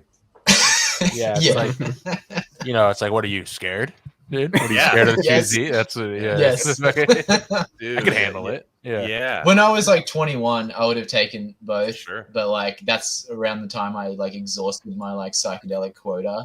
Yeah. I still took more of that, but obviously, but you know what I mean? Like I just don't think that I'm allowed to have fun on psychedelics ever again. Nope. Like I've juiced it up. Like Palmer Eldrich. Like I literally remember having a trip once and looking at these mountains, and then they like turned into just like these frowny kind of like angry face kind of thing. Like, and I was just like, that's the like entities telling me to get the fuck out of here. That's the dog pissing, dude. That's the dog pissing on the statue. Yeah. The other thing, I mean, go ahead.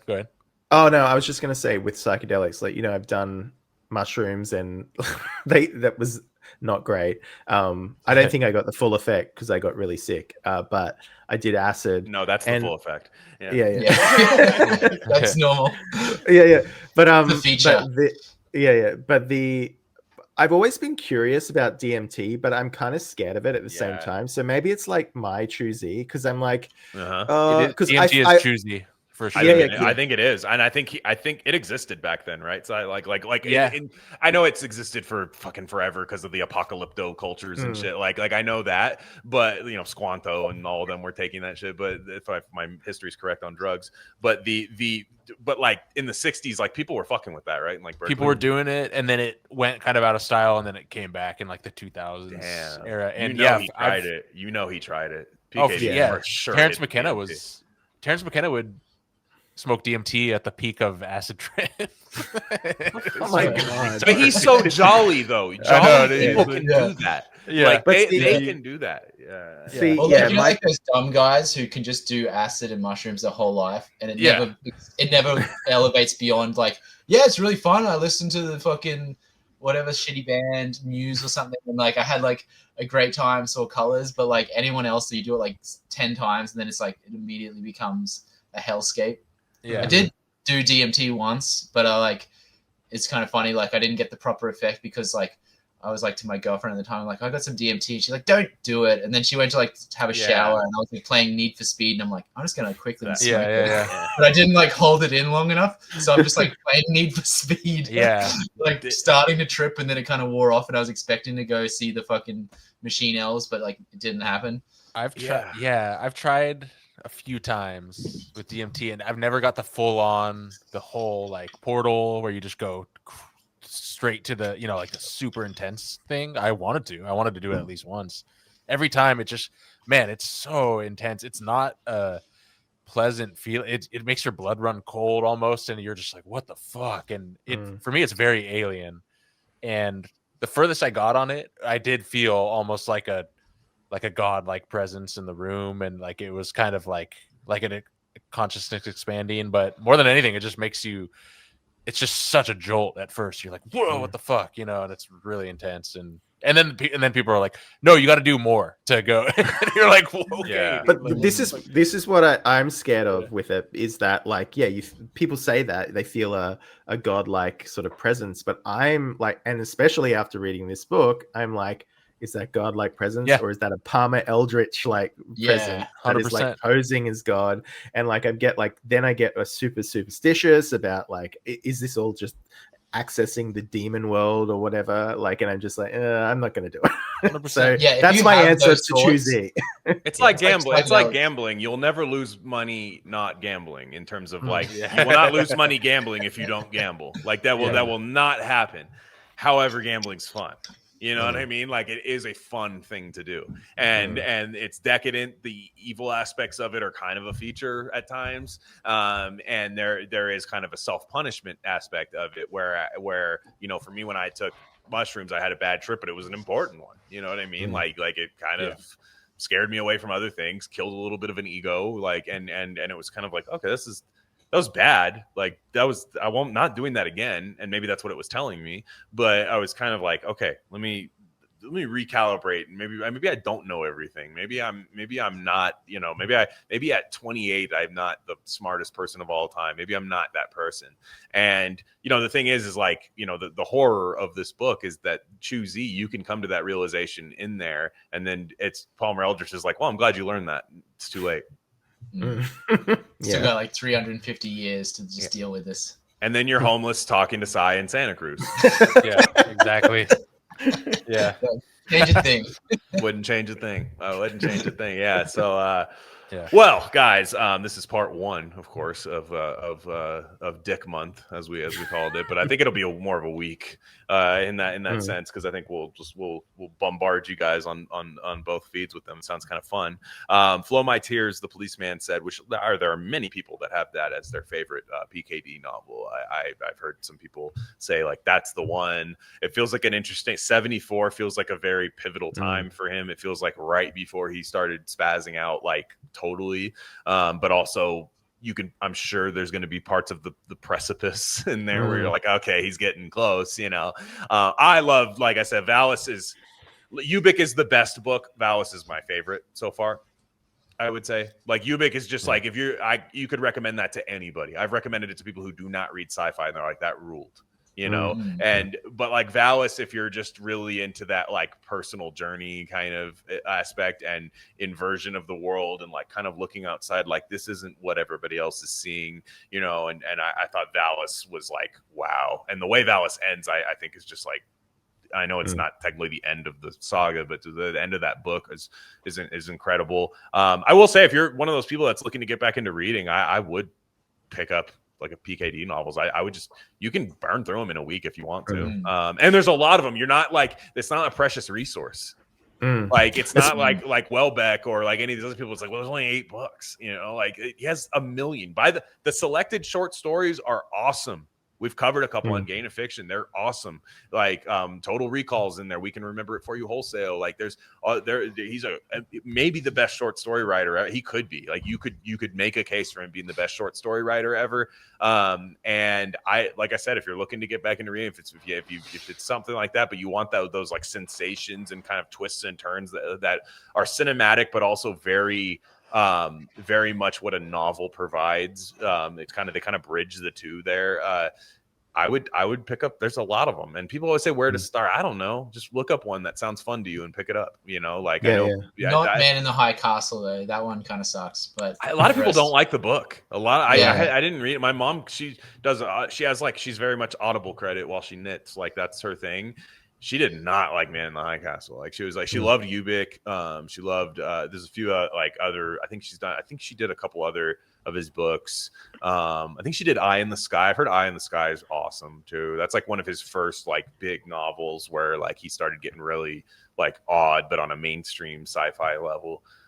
So yeah, I have like 9 or 10 books on the shelf. I actually really love his physical books too. Like almost every printing of his books looks cool. Even the like basic ones that they would hand out in like school with like the 3 Stigmata one is like the weird, it's like just like a person going like this, like, and it still looks really cool. Obviously the other one's better, but yeah. And I like the 90s, those weird 90s like neon ones are sick. I don't know if they're 80s or 90s. Those are like my favorite PKD ones. The first American edition of this book has like, it's really simple. It's just a hand with the eye and the teeth around it. I saw that. It's very literal of what's in the book, but the style of it's almost like a Hitchcock Vertigo style, from because it's the 60s, I guess. But it looks really cool, like really simple kind of design. I would recommend any of his stuff as well. The short stories are great. He's a real kind of novel of ideas guy. Like there are so many ideas in every single novel. And he's not like difficult prose wise, I don't think either. I think he's just accessible. Really easy to read. He's not like this. It's more about the ideas, I think, than the prose or whatever. He's not condescending to you as a reader. That's what I like about it. Like he's introducing some pretty complex stuff, and it's kind of okay if you don't get it because you're gonna have a lot of fun either way. Like plot wise, and it's really readable. Like another book I'm reading right now, and maybe I'll eat my words on this because it's a 900-page novel and I'm 100 pages in, but is 2666 by Bolaño is like. You're like, this is so readable. Like, I thought it was going to be just like wall of text, commie gobbledygook, like kind of with like pockets of just greatness, which is typically how those books are. I was just like, it's a page turner and it's great. And it's got all of the like, and you're kind of like, wait, he actually wants me to enjoy this. This is great. And PKD wants you to enjoy it. Like he's, like I said, he's pissing into a bag down, like, or even down his leg in a room where I always loved his process where he would just make his money like in a month. like where he would just write like 15 short stories back when it paid to do that, and then just be methed out, taking those like weird like dexedrine like beauties and things like that. quadrophenia ass like pills and stuff. Like he's just like taking those and then just making his money for a month, and then it's like you're like, oh yeah, and then you probably traveled the world and had a bunch of fun. He's like, no, I just spazzed out in my room but didn't write. Well, Brad Kelly just recently did an episode on this Method Madness. Shout out, guys. Method Madness podcast. And on this very book, actually, and they were talking about how it was a real shame that Philip K. Dick sort of died before like his IP became like hot property, like it is a real shame actually, because he was making money with the short stories, but it wasn't like he was like living large, because if he's lived to see, he probably would have hated all of the adaptations, but like I mean I love them. Like you mentioned Total Recall, that's like one of my favorite films. Like I think it's hilarious. It's so good. I just watched it the other night. I was like my mother-in-law like is like really attracted to Arnold Schwarzenegger. Like she's married to a very sweet, like smart, intellectual man, a good-looking guy. But like all of her like crushes, like in like things that are like Dolph Lundgren, Stallone, and like Arnold and stuff, and it's really funny. Like it's just, but like she just loves Arnold. She thinks he's like the cutest guy in the world. And you're just like, man, what a fucking superstar. When you're watching Total Recall, you're like, this guy is it was kind of a joke when I was a kid. Like Arnold was like kindergarten cop, and it was all like kind of a joke. Yeah, and then I'm like, this guy I would kill for Arnold, like prime Arnold back in like shows, like instead of like Bob Odenkirk fighting people in like a movie. You know what I mean? Like I was like, this is great. We have like anti-cool heroes. Like I can't stand it. But anyways, like Total Recall. You're just like, this is so good. I haven't read the short story. I'm sure they get the crux of it right, but you're just like, this is made by Paul Verhoeven. So there's like this, it's oozing in like sex. And blood, so much violence. I know, it's like John Wick for the first 30 minutes. It's insane. And you're just like, this is great. I mean, it's like got these like weird, like, half like alien people. Like it's got that Philip K. Dick, I'm not who you think I am guy. But at the very end of the movie, where he's like, he's not sure if it's like an implanted memory, right? He's like, I know, is this a dream? And then she's like, kiss me quick before you wake up. I'm like, yes, exactly. No, and like again, there's loyalty to the core tenet of Philip K. Dick. Changing the title because those would not sell movies. His titles, we can remember it for you wholesale. Because it's. I was asking my mom about that. Like I was like, she goes, I bet you, since a lot of these were like magazine things, like that looks cool in a magazine in bold. Yeah. We can remember it for you wholesale with small text below it. Like she's like, that's like why he was doing that. I'm sure a lot of times, and plus only nerds were reading that shit back then. They weren't. It wasn't like, oh, I hope this like 25-year-old Chad reads this. You know what I mean? They're like, no, this guy's gonna read it. It actually sounds cooler to him that it's titled that way, but like, calling it Total Recall, Blade Runner, these really catchy names that look cool on movie posters. I think a lot of his adaptations are good. Like even if you watch like a movie I wouldn't call it good, but like Paycheck is like fine. Like it's bad back then, but like you watch it now, you're like, this is better than a lot of things. Minority Report's I good. love it's Minority good. Report. Yeah. I loved that movie when I was a kid. Scared me to death. Like when the girl pops out of the water, like when she finally realizes what's happening to like the kid. It's really dark and twisted. Too. Yeah. Like I loved that. I saw that movie 100 times. I had it on like DVD. Same. Like really loved that. There's the Total Recall remakes, all right too. I didn't see it. I haven't seen the Colin it's Farrell. Fine. Colin Farrell. It's not as good as the original one, but it's like. It's better than I thought it was going to be. Yeah, and I heard that somebody has the rights to 3 Stigmata that's trying to do something for like Netflix, which I am mortified of. Oh God. Because I'm sorry, anything that involves like God and like all of that stuff, like a really like meta like God sci-fi thing, I'm like, I don't get that away from Netflix immediately. Like I want like everything everywhere all at once. Kind exactly. of Leo will be a frizzy head mulatto or something. Yeah, exactly. Yeah, or just bad, or they'll just make the character bad, like objectively. It'll be John Hamm, but like bad. Like, and you're not going to understand why I'm getting so much of this character who's bad because he's evil. Yeah, it'll be like Ronnie. The climate change aspect of it. They'll go. Oh god, I know exactly. So like, it'll be like Elon's failed project of like, look at what happened tomorrow. Yeah. Palmer Eldritch will be orange. Orange Rich. Yeah, exactly. Orange. Yeah, Eldritch man bad. Yeah, but it would. I mean, you know exactly that's what's going to happen if they make that. It's just like, because you look Eldritch derangement syndrome. EDS. Yes. I mean, I kind of have it, to be honest. Yeah, but yeah, I do have EDS a little bit. Yeah, ask your doctor about it. But there's definitely because like I love looking up who has the rights to like books that have been around for a long time. Like, do you guys know who has the rights to Dan Simmons' Hyperion? Oh God, no. Who? I'm actually interested in it. It's Bradley Cooper. He just has them. And I think if he gets like because Bradley Cooper is like, people kind of hate him now. Because he's kind of like, he has like age gap girlfriends and he's kind of like misogynist and like sleazy and stuff. And I'm like, and I think I've always thought of him as he's like kind of like actually like a pretty smart guy and stuff. And I've always thought he was really good. But if he gets like a good if he were to get like Zack Snyder to make like that movie, I would be like, this would be sick. But again, it probably costs $1 million, then people are going to hate it, you know? So it's just like millions and millions and millions and millions. So, but yeah, it's just really funny to see who has the rights to like all of these things. Like, you know, Donna, like Gwyneth Paltrow having like the secret history for all those years. Really? She did. I know. And I think she would have been awesome in that movie too. Yeah. It's totally, you can imagine like 90s Miramax Gwyneth Paltrow kind of movie. Like that would, with the like piano kind of music in the background. Yeah. Nothing special. You don't have to do anything crazy. Like just make it fun. You know what I mean? Make it like a fun mystery and it would be totally good. But like, rights to movie. I just want to see if there's anybody, it says in 2023 Netflix filed a copyright for the Philip K. Dick novel The Three Stigmata of Palmer Eldritch. It's just like, oh God. I'm scared. I know. Post-COVID too, so you know, like they're gonna like do it probably. Like it's not like, oh, they got it in 2018 and then like they threw it away. And you know, a lot of stuff doesn't get made, but like, you know, it's just like I don't know. I don't trust anyone to touch this one. I mean, like I feel like a lot of people have with PKD, like especially like latter day adaptations and attitudes towards it.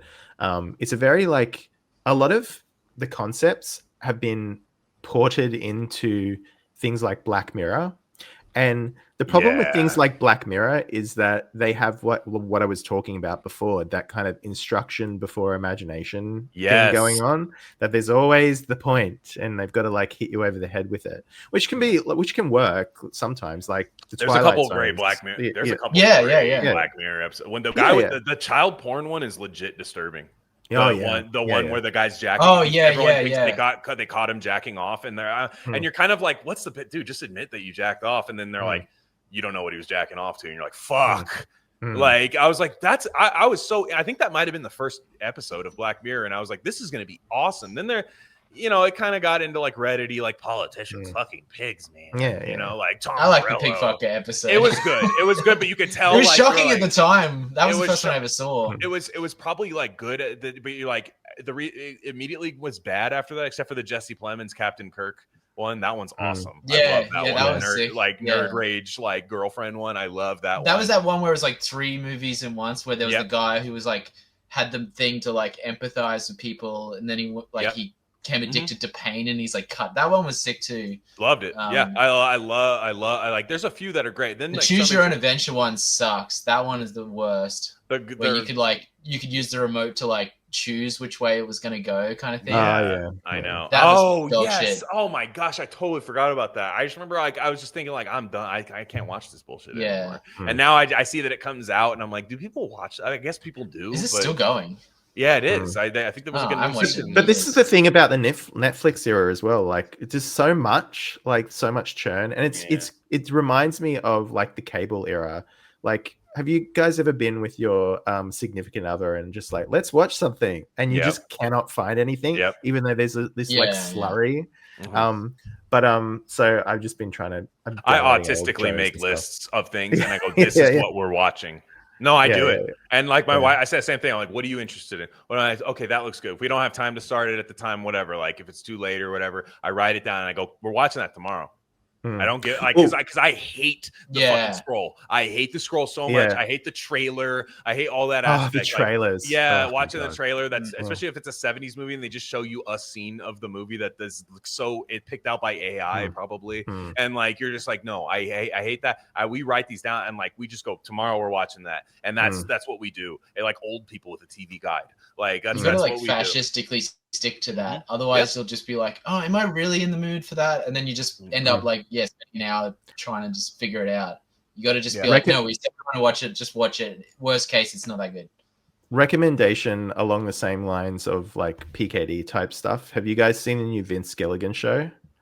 Everybody's talking about it. It's really good. Pluribus is called. It's really good. It's kind of like it's kind of like, you know, the idea is that there's this like sort of virus that is replicated, but it's from a signal from outer space, and like then people work out that it's like this sequence of like the amino acids or whatever, and then essentially what happens is that people get infected by it, and then like it spreads throughout the world, and what happens is everyone is in a hive mind, so everyone is the same.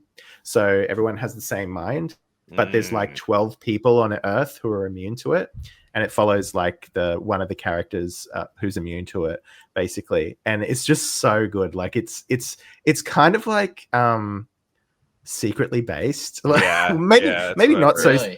Maybe not so secretly, because it's almost like I was getting flashbacks to COVID, like people just you know, going along and being very happy, being like Gilligan seems kind of secretly based or like immune from the retardation. At least. So it's very like a professional TV writer, you know. Yeah, he's great. He started on the X-Files, right? And it's a cool concept that basically takes the entire first episode to sort of explain it, like what's going on. But that's done really well. But then the implications of it, like the vibe of it as well, is very like, it's kind of funny. It's kind of very Vince Gilligan, but it's also there's a little bit of PKD in there as well, like this you know, individuality versus the collective sort of stuff that's in some of his work. So yeah, I would recommend that. Because I've been watching. I love Taylor Sheridan stuff. Like I think he's a master, and like people do on Twitter because they think they're just too cool for school. They did the like Yellowstone like Kevin Costner thing because it's like boomer libtard conservative stuff. Yellowstone's a fine show. It's not great. It's fine. It's fine. I put it on while I'm like working out, and it's straight up a soap where you don't have to pay attention all the time. You just look up and you're like, oh, they're fighting. Okay. And oh, they're fucking. Okay, cool. And then, but Taylor Sheridan's newer show, Landman, incredible. It's Billy Bob Thornton, based Billy Bob Thornton the whole time. And it's all about, you know, like these young whippersnapper, like good grades girls coming up and saying like, you're ruining the climate. And he's like, and then he goes, first off, why don't you sit down? Let me talk to you for a second. I'm not doing a damn thing with this oil. That lipstick you have on, petroleum. Where does petroleum cut? Like, and it's just like all that, like, it's really, really good. And then like, there's like a 17-year-old daughter that like everyone's trying not to fuck, like out in the open. It's so strange. She's like a 30-year-old girl, like the actress, but like the whole time, like they'll be like, a oil rig will explode and it's like on fire and like 7 people die. And then he'll get a call and he'll be like, it'll be his lawyer who's living at their like oil house in Texas. And he'll be like, you got to get home. Your daughter's pussy is driving me crazy. And no, I'm not kidding. I'm not sensationalizing any of this. And I'm like, this is just on right now. Like people like, I don't know if like nobody's why people should like be freaking out. They're like, her ass is in my face right now. I don't know what to do. And it's like a 60-year-old man. Like, you know, and it's like, it is insane. I love that. I love Taylor Sheridan because of the Sicario movies. So like, I think that he's a master. He's probably the best TV writer right now, but I'll check out the Vince Gilligan thing because I do. I was not as into Better Call Saul. I found that to be really boring, but like I like that a lot. I know I love Breaking Bad, but I'm gonna watch this Pluribus one. Yeah, the woman from I kind of always hated Better Call Saul's in it as a character, so Breaking Bad, like I liked, but black and white I always kind of hated anti-ends. Walt. Yeah, the anti-ends like Wetzel's Pretzel shit really bores me. I know it was fine, but I just was like, wow, I find it real. I was like in COVID watching that, and I'm like, dude, I have nothing to do right now, like, and I still couldn't do it, like, you know, that much. But I love, I will watch the new one though, like, because that does look like my speed for sure. So, well. Right now you guys have access to the other one, so just jump on over to Getting Lit. Check them out there. They got Patreon, they got everything like that. So Flow My Tears, the policeman said, starts now.